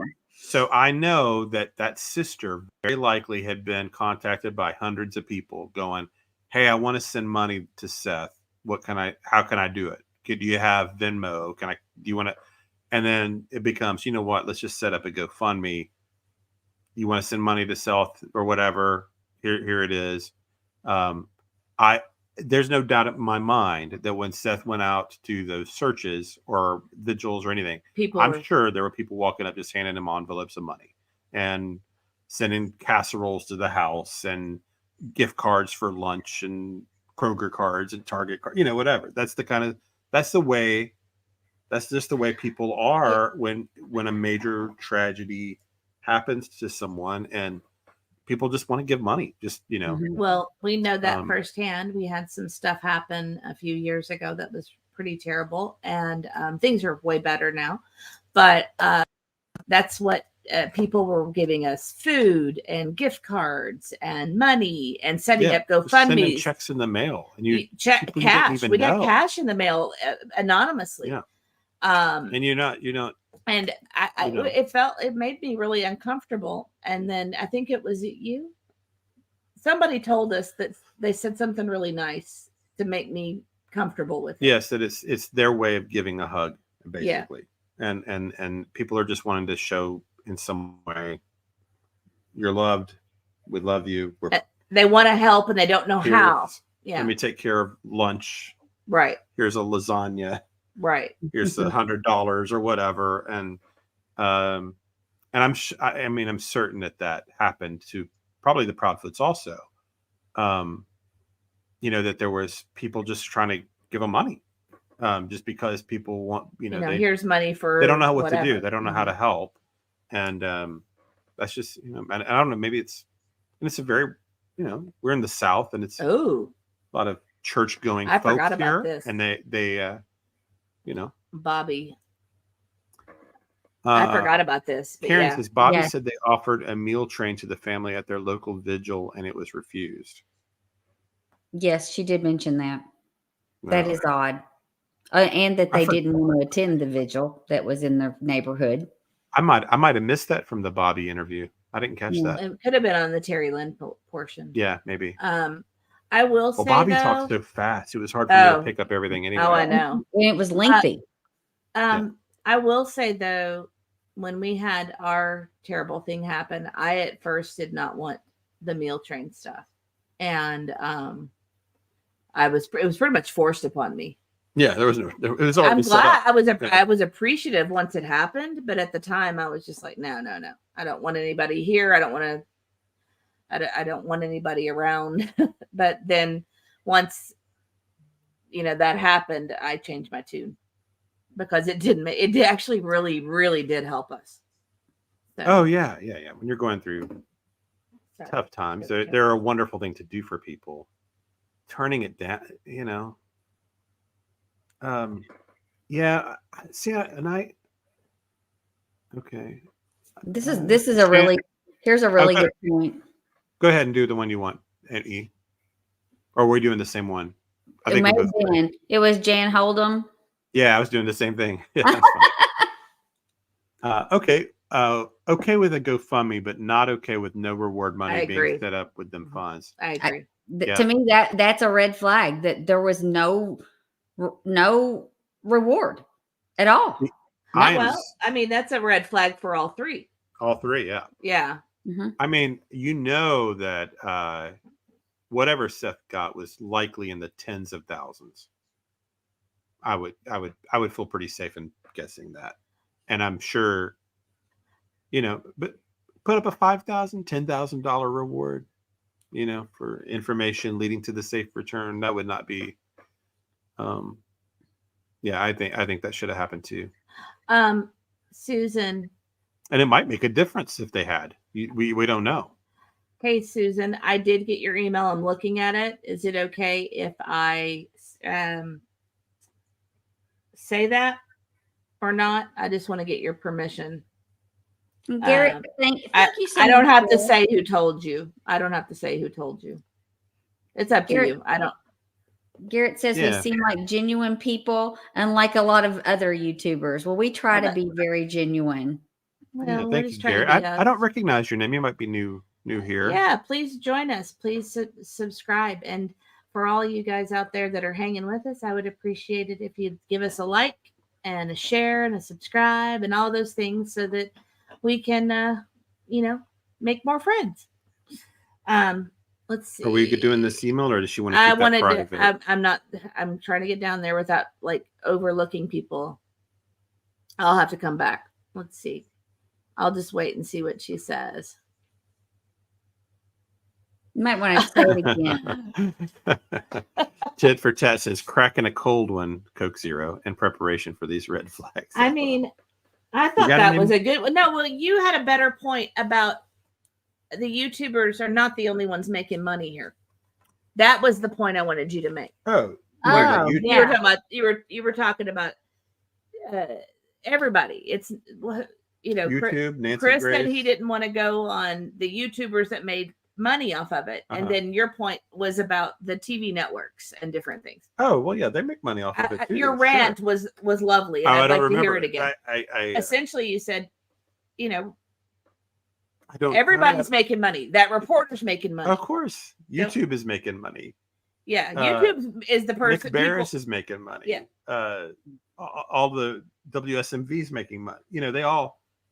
Nobody works for free. Right. That's what they're not.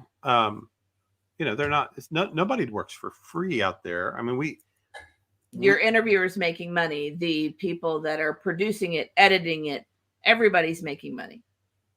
It's not just the YouTubers, and to not focus necessarily. They're making a pittance compared to everyone else. Oh yeah, of course. Is it kind of the idea? Because we got a comment, somebody saying, "Oh, you're doing this for the money," and my reply was, "We, barely make enough to cover our expenses. We are really doing this because it's a passion for us right now." Yeah. So, at any rate. All right, sorry. But I think Karen, the point is that he gets upset about the YouTubers making money. When what do you care if your goal is to bring your child home? Why do you care if Nancy Grace or a YouTuber or anybody is making a living? Right. How does that? So it's just a weird thing to get obsessed on when you should Right. just be thankful, really, that people are putting up posters and having conversations about your child. Because look, I struggle with this about Sebastian personally. Mm-hmm. You know what? I don't want you to get into that, but that's funny. The name. Oh, okay. Yeah, Mothman Travel. And Susan said yes without names being shared. Okay, cool. What I was going to say is I struggle with this personally on our platform here. We started this because of Sebastian. Yes. And that was, you know, we're going to talk about other cases like we did some tonight. And we did talk about Caleb as well. And we've been trying to come up with other things. Well, we were going to cover the Bryson Muir story, and then he was found, which was great. So we kind of just we kind of scrapped that plan. Right. But because it was solved, it was fantastic. So we were glad to, you know, have to change our focus. So anyway, but I struggle with the idea of you can't give every story the attention you would like to. Mm-hmm. Which ones do we talk about? Which ones do we not talk about? And it's really, you know, you start to feel some responsibility a little bit. Like who's kid? I mean, there's thousands of missing kids. Who are you going to show? You can't show everybody because it's just not realistic. I don't know if that makes sense. I want to acknowledge Karen real quick. Karen, yes, there was. I believe it was $3,000. I don't remember if it was $35,000. I remember donated $3,000. Local businesses did. Local business owners is what they called it. Yeah. But then that went away. I guess. We don't know. I don't know if it's still available, but they did announce that at one point. Mothman Travels. I really like your name there. That's cute. Yeah. We know the Mothman. We know the Mothman story. Do we ever run into them at the stores? No, but we do frequent Costco and not BJ's. What about your snacks? Where do you get your snacks? We get our snacks at Costco. So, let's see. Sorry, we are way behind. Aw, that's sweet. Well, thank you so much, Sarah. Thank you. That's very sweet. Gas station. Search money. Ann Ruler says Search Money bailed out a house of foreclosure and another man moved in. Strange. It is my understanding that rumor is untrue. Out of that is from Seth. So I haven't heard him address it publicly, but that is on the backside. I've heard from someone who he's doing an interview tomorrow, right? Unless his surgery has messed that up. Isn't he doing a Bullhorn and Betty tomorrow? He's doing his first live on his channel tomorrow. Oh, that's what he's doing, a live. Mm-hmm. It's not an interview. Well, maybe he'll address that. Yeah, that might be a good question to ask because I think he's going to try to clear up some rumors and stuff on his end. That'll be worth checking out. Yeah, that was part of the reason I didn't want to go live tomorrow night because we would, I would like to watch that myself. So I hope he does well with it because he's been his own worst enemy at times.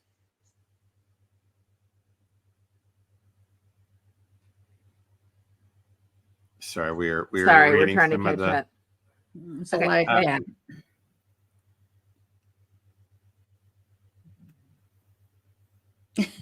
Right. I forgot. We're all reading the stuff, right? I forgot. Susan did say I could say that without names. I forgot. Good, because I think everybody's probably curious at this point. Oh, without names. Okay. Someone be very careful. told me that officers were donating their vacation time to Seth so that he could take time off as long as he needed. I've heard this. I think I heard that. Having previously worked for the state, this is absolutely an option. I think it explains his extended time off work. Oh, thank you, Karen. She gifted 5 memberships. No, that's awesome. Karen McIntyre, what are you doing? That's very sweet. You're gonna get a mannequin Christmas card. And Karen is our first member. Karen is our first member. Yeah. Karen, thank you so much. Let's see who got them. Let's see. Let's see. It'll show, right? It shows on this one. We have to switch pages. Let's see who got them. I don't know yet. Maybe. Oh, here we go. All right, Annie Rule. Oh, Annie Ruler's. Okay, sorry, I'm trying to slow it down. Yeah, Annie Ruler, who's in tonight. Tara Ann, who is in tonight also. Very happy. Very happy. Garrett Clemens, who's new to us, I think, tonight. And KK. And KK. Well, congratulations. He's been here before, but he just hadn't Oh, said really? all of them. He said more tonight. Okay. Yeah, I have to see names a few times for them to get in the Karen memory. McIntyre, thank you so much. Snacks, too. Snack. Karen threw out a snacks. You're killing me. You're the sweetest. I just love her. I mean, so funny. I have a feeling that Karen and I could go to the store and just hang out and have coffee and stuff. Maybe I don't drink Coke Zero. So I like Share Bear Don't Care. Spaghetti pancakes. I get hungry every time we talk about snacks. You know, That was one I didn't know about until a week or two ago. The spaghetti pancakes. That was well, no, new to me. Share Bear said that she found it out because of us. Oh, okay. Because we tracked down the answer of spaghetti pancakes. Oh, So, yeah. Which we Hi, R. Taylor. You said hi. We didn't acknowledge you, but hello. Hi, our Taylor. Hey, Taylor. Let's see. Karen, thank you so much. Yeah, that was very nice of you. That's very sweet. I really appreciate it. I have 5 gifts left, but for some reason I can't figure out. I know I did it in the last live stream. I cannot figure out how to do it again. Oh, really? Yeah. Okay. But stay tuned. Maybe I'll figure it out. You all are so cute with the technology. I don't know if it's cute or just inept. Funny. I got fries and a half a Sammy sandwich. Look. Can Mr. E give me a date with? I do not with Tony Vitello.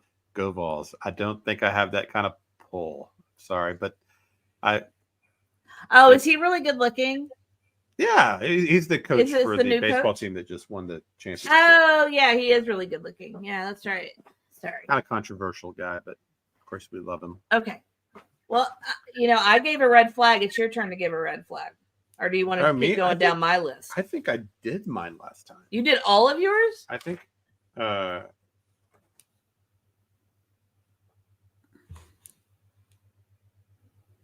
either I did them or people that were in the chat did them. And I was kind of marking those off. You guys are making me hungry. Breezy's talking about fresh cherries. Roxanne talking about funnel cakes. And I promise, I've seen a lot of creators eat on here. I'm not going to do that. I will drink coffee, just to kind of perk up, but I will not. I can't say that I don't want to eat, but I try really hard not to while we're on here. Yeah, but you will see me drink some water. Yeah, we did all of mine. Yeah. What about you, people Auntie? In the chat did them. Well, I actually don't have them in front of me. Okay, well, I've got more. Okay, you go more. I'm gonna put you on pause. I'm gonna go off for just a second, and you just go ahead, and I'll go see if I can. Did we talk about the lack of curiosity and speculation? Did we talk about that? Yeah, we did kind of. Okay, my memory's bad. Let's see. I did. There is one here. I don't think the him flirting with Terry Lynn phone call was weird. That was weird. That was a big red flag. Terry Lynn's a local YouTuber who does searches and that kind of thing. And she did an interview with Bobby, like the second interview with Bobby, if you're not sure who she is. And he called in on her show one time, and it was really weird and flirty and creepy. And it was like a month after Sebastian had gone missing, and it was just Karen bizarre. says that was creepy, and she's 100% right. Yeah. I'm not sure what. R. Taylor, what do you think they hold a grand jury? Oh. I don't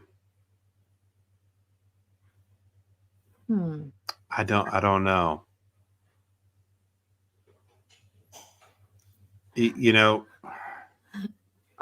I don't know. I hadn't thought about it.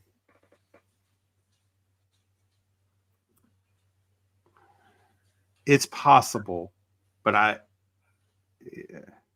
I still think it's possible. We just don't know what other evidence they have at this point. I don't know. I'll have to think about that. I just want to point out while Auntie's gone, it really makes her look like she's a big drinker, I know. doesn't it? does. All those commemorative I know. bottles. That's really funny because she doesn't drink at all. Yeah, like not at all.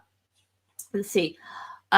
R. Lou, hi guys, watching from Western Australia. It's refreshing to watch your channel. Yes, I'm hungry now too. I know it's catching. Aunt E, are you there? Yes, I'm here. Did you hear me talking about your alcoholism? No. Oh, that's Your background, Oh yeah, I said that's not, your collection luckily of that's bourbon or not whatever that is. mine. Back there. I know. I said it's really funny. It makes you look like you're a big It drinker. does. A very patriotic drinker. Yeah. Yeah, I definitely. And you don't drink at all. I know I don't drink ever. My husband's collection. Golly, I went. Oh, do you I'm think they you found have- Sebastian there and keeping quiet? No. I don't think. I think if they found him, they could not hold that information. Do you? Oh. Olivia B says a private grand jury could meet at some point and we would know afterwards. That's true. Didn't think about Oh, I know one that we didn't talk about. that. Okay. The fact that Chris's mom was at Worsham's at 5:00 in the morning, 5:45, waiting. I think that's a red flag. That's one of the ones that I think is, I mean, that's just not normal to go hang out waiting for someone to call you. Well, it just is too coincidental to be a random thing. She just happened to be there putting on her makeup in the morning, waiting there until someone called and said, "Oh, you need to be over at the house 1 minute away." Yeah. I just think that was just a huge red flag. Yeah. Is this a root? Well, we can't prove it, but people are talking about like as if What? Annie Ruler says, I am hearing about a grand jury. Are you all? Oh no! Tonight is the first night I've heard anyone. Has something happened while we've been on this live? I mean, you don't want that. Those aren't supposed to be known. There's supposed to be. That's a good one, Karen. But of course, people do talk, and it's a big case, so it's possible.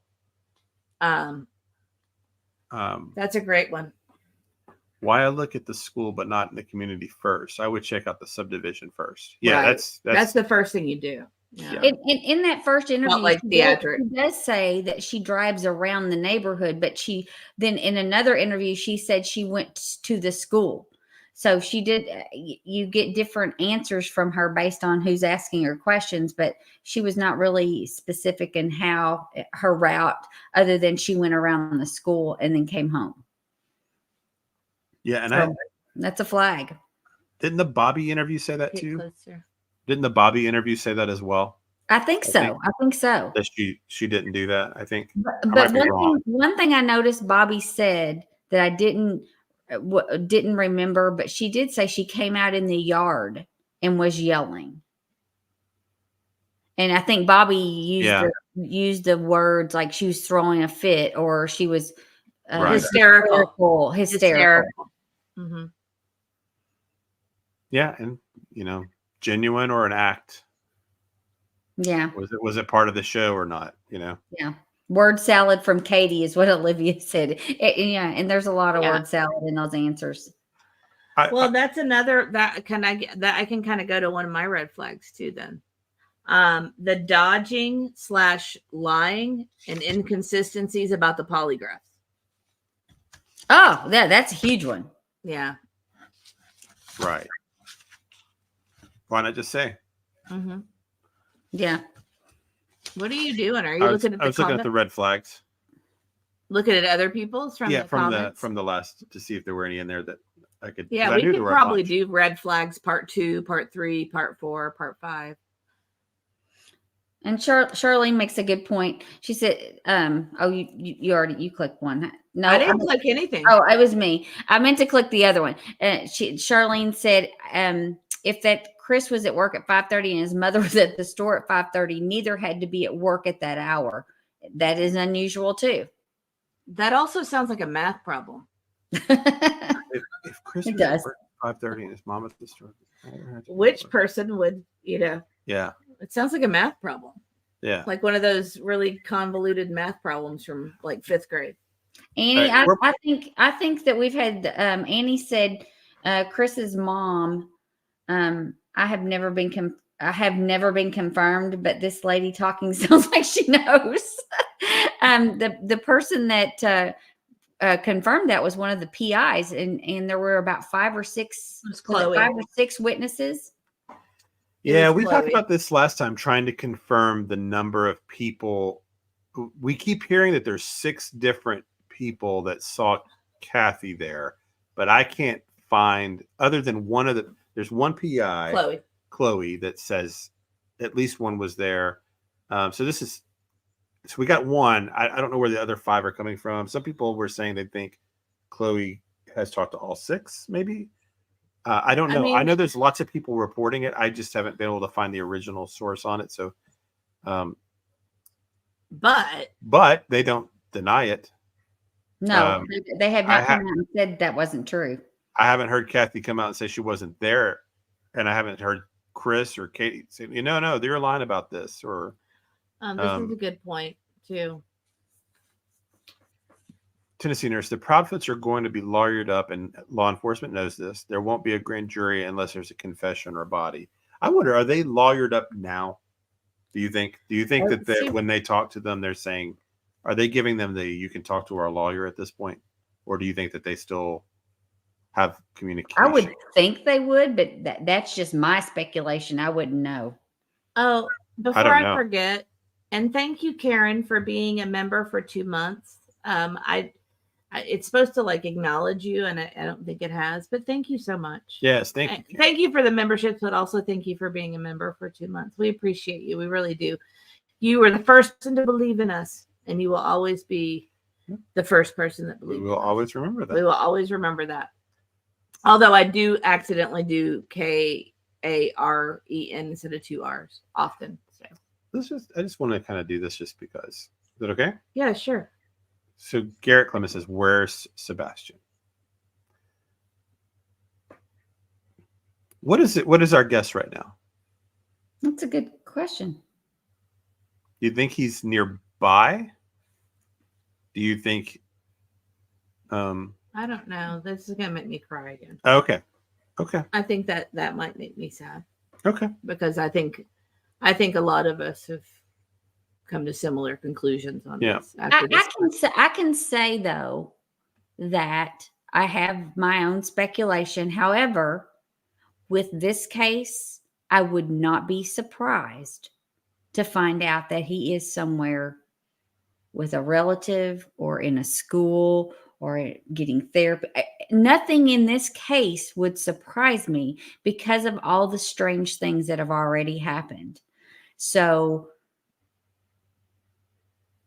my gut tells me one thing, but would I be surprised if I found out the complete opposite of what I'm thinking? No. Every day brings something crazy. So, yeah. Well, they're sort of, they're not normal people in their behavior, so they're kind of hard to predict. Who would have dreamt the Terry Bowersox thing the other day? Oh my gosh.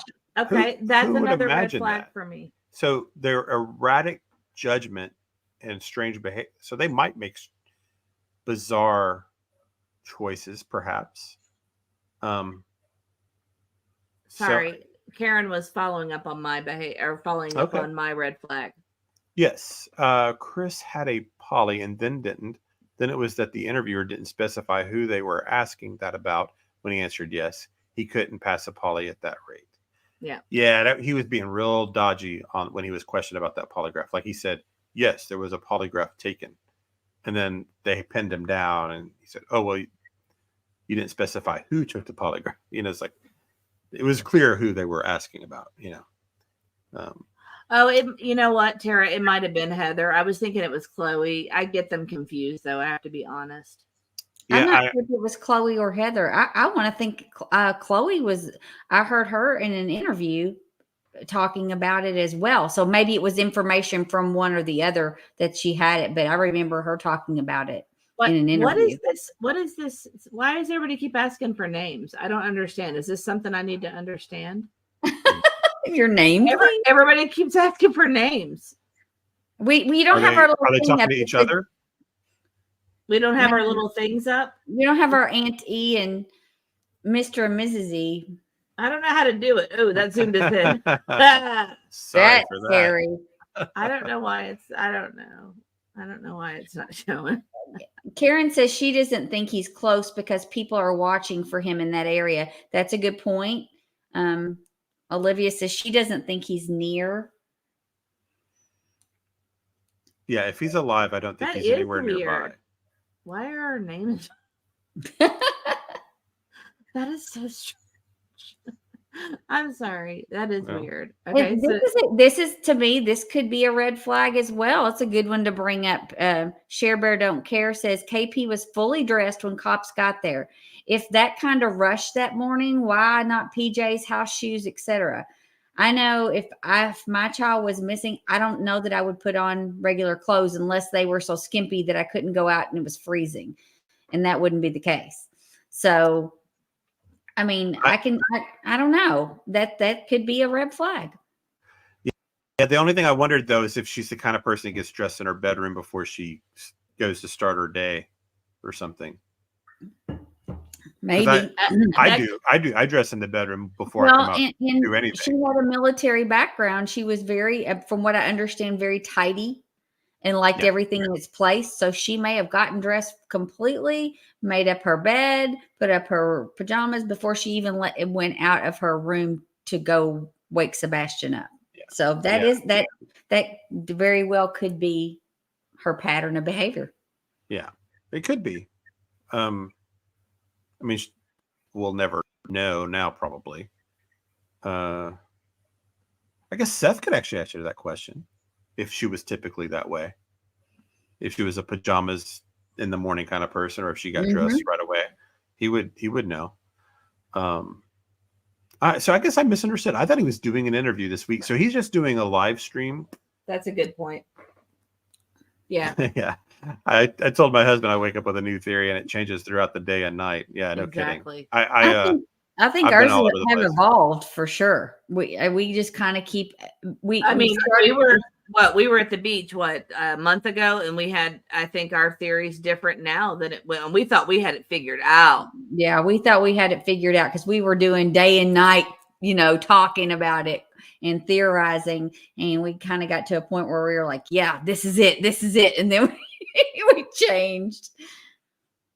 I'm trying to catch up with the chat. I've also changed my opinion on law enforcement. I think I was feeling pretty negative about 2 weeks ago, and now I'm feeling more like I think they're gonna solve it. You're gonna solve it, yeah.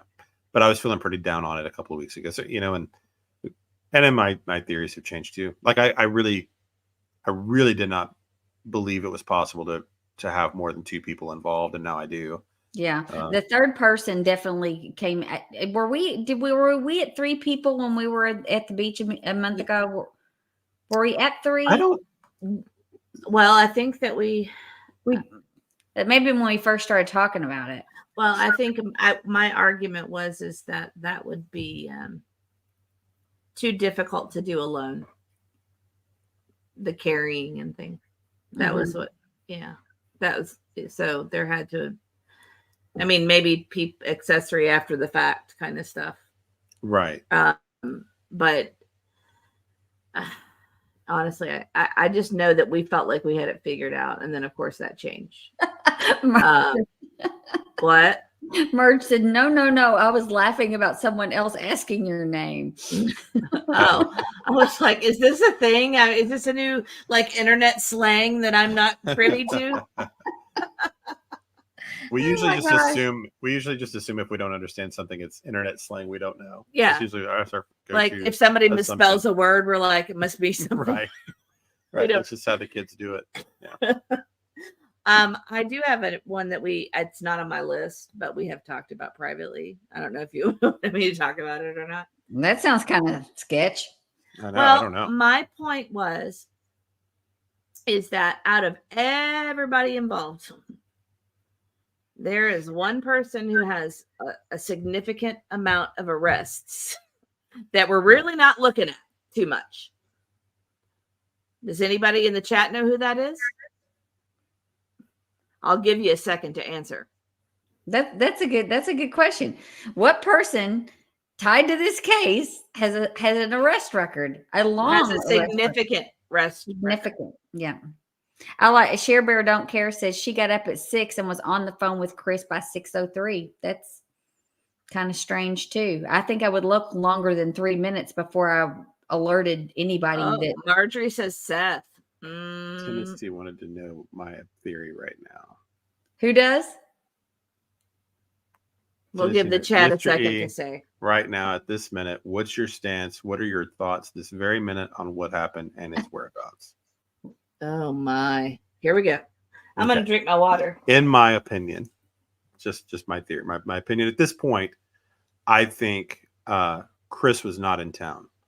I think he was in Memphis and never came back. So I think the phone call is him talking through whatever they had to do and micromanaging and getting things straight in their story and all of that. And that the flashlight and the car is Terry. That'd be my theory right now. Nobody. And I originally thought that was Kathy, because Kathy, the importance of getting Faith back seems so important to her. But it's hard to imagine her. It's hard to imagine her doing it physically. Oh, I forgot about that. Oh man. What? I forgot about that. Is my theory that ridiculous? That's okay. Yeah. Olivia. That's okay, Olivia. Please go. I see that. Go ahead. Olivia said she's got to go. Her daughter's not feeling well. And she's at a sleepover. Sorry, we're going way longer than we were going to go anyway. You go ahead and take care of your baby. Yeah, thank you, Olivia. Thank you, Olivia. Have a good night. What was so funny? Because it didn't go the way I thought it was going to go. I think is why you're laughing, right? No, I'll show you the one that. Hang on. Let me find. No, don't. If it's what I think it is, don't. We're not doing that. No. Okay, it's pretty funny. You have to tell me. Was it very? Saw it anyway. Was it very happy? Let me see. Yeah. That made me laugh. Okay, well, we're not doing that. But people have brought up. It is a fact. Yeah. But yeah, I don't know. But there's actually more than for tat. Got it. But that's who I was talking about. But it did not occur to me. I don't know. Katie's mom. I guess what I mean is someone within the vicinity with a long arrest record. That's what I meant. But yeah. But I mean, you know what? Anything is possible. Well, that throws another wrench into that. I mean, really. I mean, could they have had something? We don't know. We don't know. I don't know. I don't think she has anything to do with them. No, I don't think so either. But I don't. We've we've got to stay open-minded to a certain extent because a lot of things have continued to change. Yes, Terry is. Yeah, we were about to say the same thing. Yes. What? It's Terry is. She said Terry is. No, that's not it. Sorry. Terry is Chris's dad. Correct. He's his stepfather. And Karen saying Terry B. Really? Yeah, he's got a pretty significant.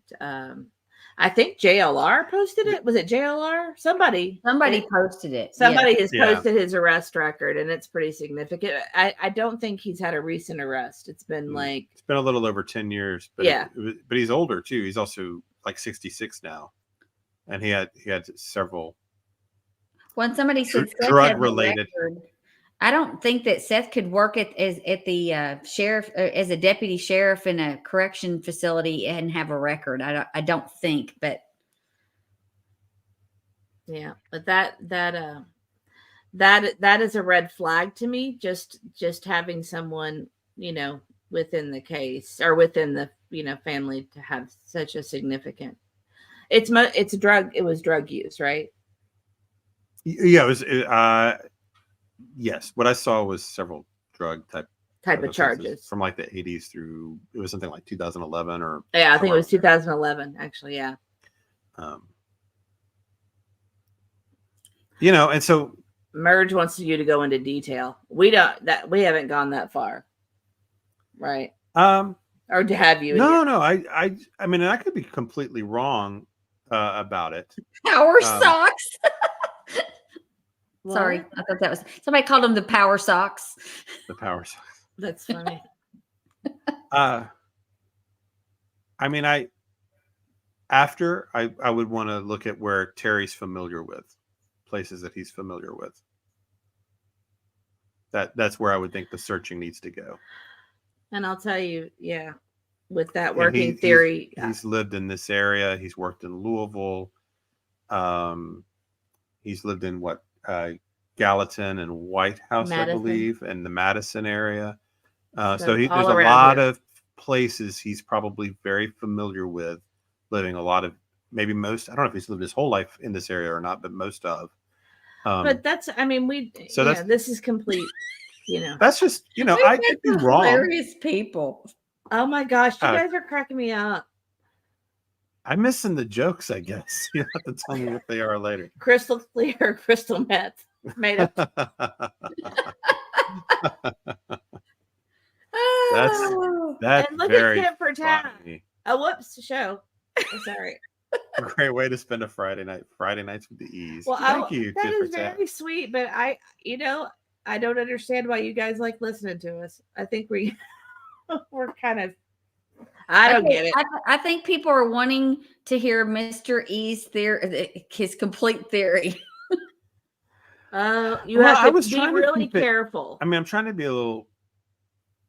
I mean, I just think that, and that's why another part of my guessing, and this is total speculation, obviously. I think of the people involved, the least likely to get indicted will be Chris, is my prediction, because I think he knows things, but I think he's purposely kept himself shielded. I think he's a survivor. I think he's a survivor. Well, I think Katie is too, though. And I think that's why he's the front man. I think that's why he goes out and does all the talking, because he's the least guilty directly, is what my theory is. So I think that's why he goes, he feels and comfortable opens his doing it. mouth and Mhm. feels comfortable saying stuff, because he's safest. He's the most insulated if he's not actually there. But the people that are not safe are Katie and Terry. And how are they acting? They're very quiet. They rarely speak. Terry doesn't speak at all. All he does is chase reporters and try to intimidate them when they try to put posters of his step grandson around town, So he acts fearful to me. That's part of why I think Terry's involved, is because he acts like a guilty person. He acts scared. It's 4 months later. This story's been all, he should, if he had an initial anger at the attention his family was getting, he's had 4 months to deal with it.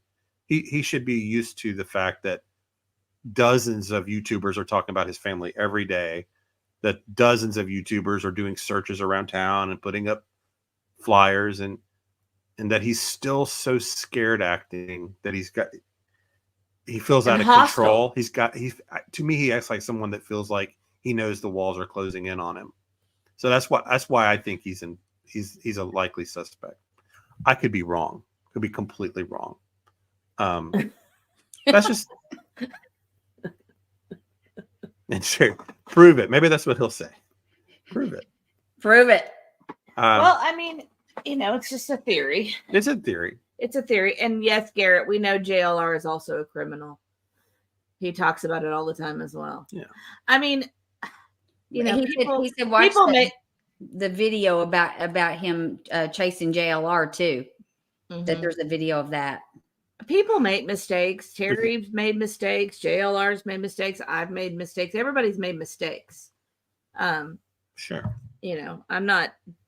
I'm just saying that is something that I feel like nobody's really talked about, is the fact that someone who is very close to the case has a record. That's all I'm saying. It wouldn't matter who it was. You know what I mean? And then you couple the arrest record with current behavior. Yeah, the behavior is very odd. Some people, they spend a night in jail and they learn their lesson. some let's see. people, it's who they are, and they're going to be in and out of jail the rest of their life, and they don't learn. They're always going to be at odds with society and their rules. But we also have the story from Nina about the bat threatening to bash in the heads of her children. Mm-hmm. And when Chris spoke about that whole thing, he didn't deny that part of the story. He just talked about other parts. I believe, and Nina's way, was very detailed. Even gave like the color of the bat and everything, like green and black Green and and stuff, black. and Mhm. like it was emblazoned in her memory. Mm-hmm. I believe her story. I think that happened. So I mean, you take that and that plus the criminal record and his behavior, and that's how we get there. It's just a part of the puzzle, I think. Ooh, that was bad mystery. Karen, Ooh, that was bad. what was bad? But did you see Joan's question? No. It's up on the screen. I'm not sure who's responding to who on some mystery. Do you think Chris would take a chance of involving his mother? You know how angry he gets when his mother is mentioned. Well, I Right. think that's why. That's why I think he insulated himself and his mother. His mother probably knows, if we're correct, that this happened the way I think it did. Then his mother would also have to know. She would have some guilty knowledge as well. There's no way that Terry would be involved and her not know. Mm-hmm. But again, she wouldn't be directly involved this way, right? She'd have some protection too. That, I don't know. I could be wrong. I could be completely wrong. I mean, I've changed my mind about this, how this has played out a few times. Mm-hmm. That's just my current. If someone were just, I had to guess how it happened. That's how I'm guessing. He did Karen run ran that red red light. light, Karen. He does not respect traffic laws either. So that has got to be a factor. He did. If there'd been a red light camera, he would have gotten a ticket. He did. Oh, sorry. I was just trying to go through and make sure I didn't miss anything That is crazy. funny. Do you see any flaws in my theory? Anything major that sticks out? Honestly,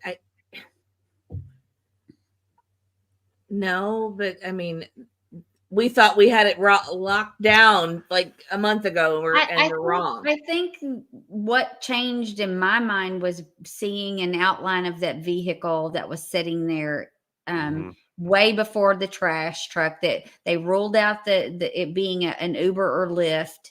That was called at a different time. And the outline of the vehicle looks like an SUV, very similar to theirs. That really, really, really, for me, made me believe had to be a third party involved, or, maybe two people that worked on the situation, but the knowledge of 3 or 4 people. There's 3 or 4 people that know what's happening, and 2 people carrying it out. That could be. Because here it is, right? If Katie knows, Chris knows, right? I mean, it has to be. It's that way. If Terry's involved, then there's no possible way that Kathy doesn't know between the 3 of them. They're not keeping her in the dark. And Terry's not doing anything without Kathy assisting him. So it's kind of like they're a package. If the two prophets are involved, if one of the 2 prophets is involved, and they both know because they've been covering for each other, and the same with the Bowerstocks, they're in it together or not. Doesn't mean they would each get indicted if something happened like that. It would probably be, I don't know. I'm certainly speculating, but I don't know. It makes the most sense to me. And another reason I think it's Terry's. I don't think Kathy could carry someone, and alive or not, I don't think That was my argument about both women. Yeah, alive or not, I don't think that Kathy could carry Sebastian to that car in a dark field like that. I think it'd have at her age. Yeah, I think it would have to be an adult male to pull that off.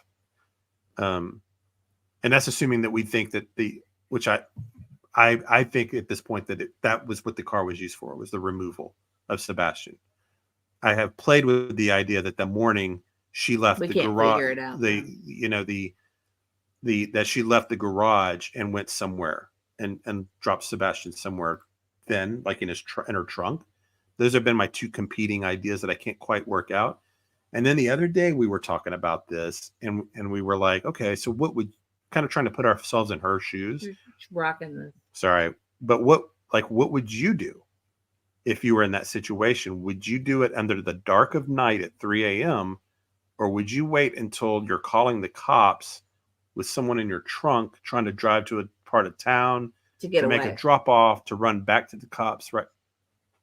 You would do it in the dark at night. To me, you wouldn't, you would. So that, because it's too risky to do it in broad daylight after 6 a.m., even if you think you've got a place to go or whatever.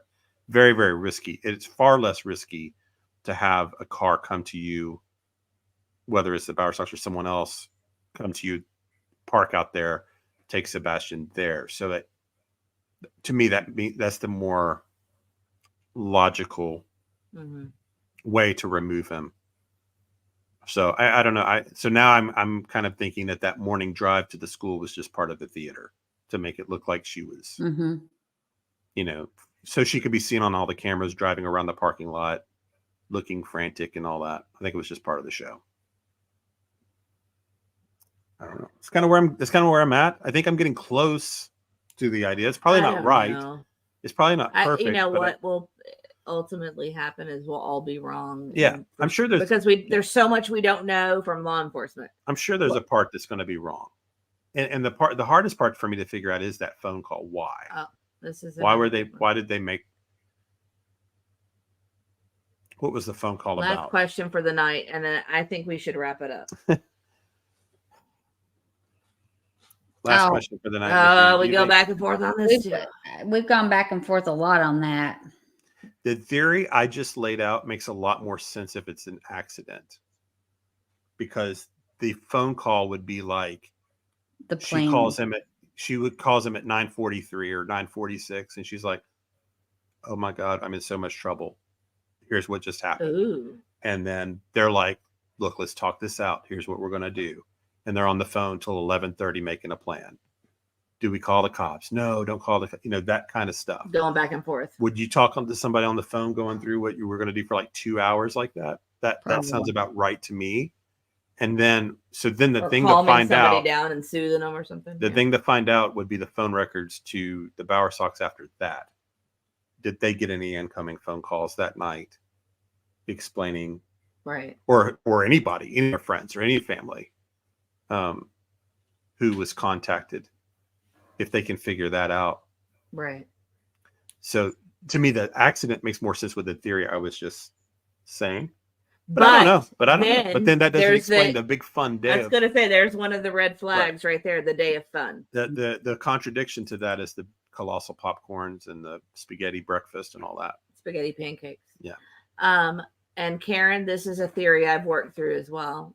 I feel something happened to prevent them from calling 911 for medical or LE help.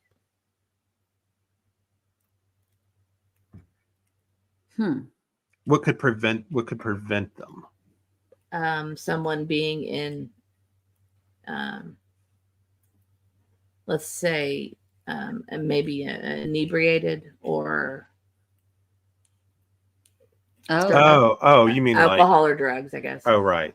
Like that, you couldn't have somebody come to the house or whatever. This is a great point too.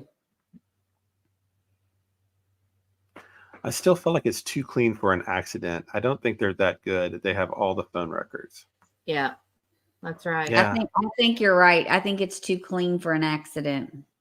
So let's say it was an accident though. Even if you've got all those phone records and you don't have a body, is that enough to get a conviction?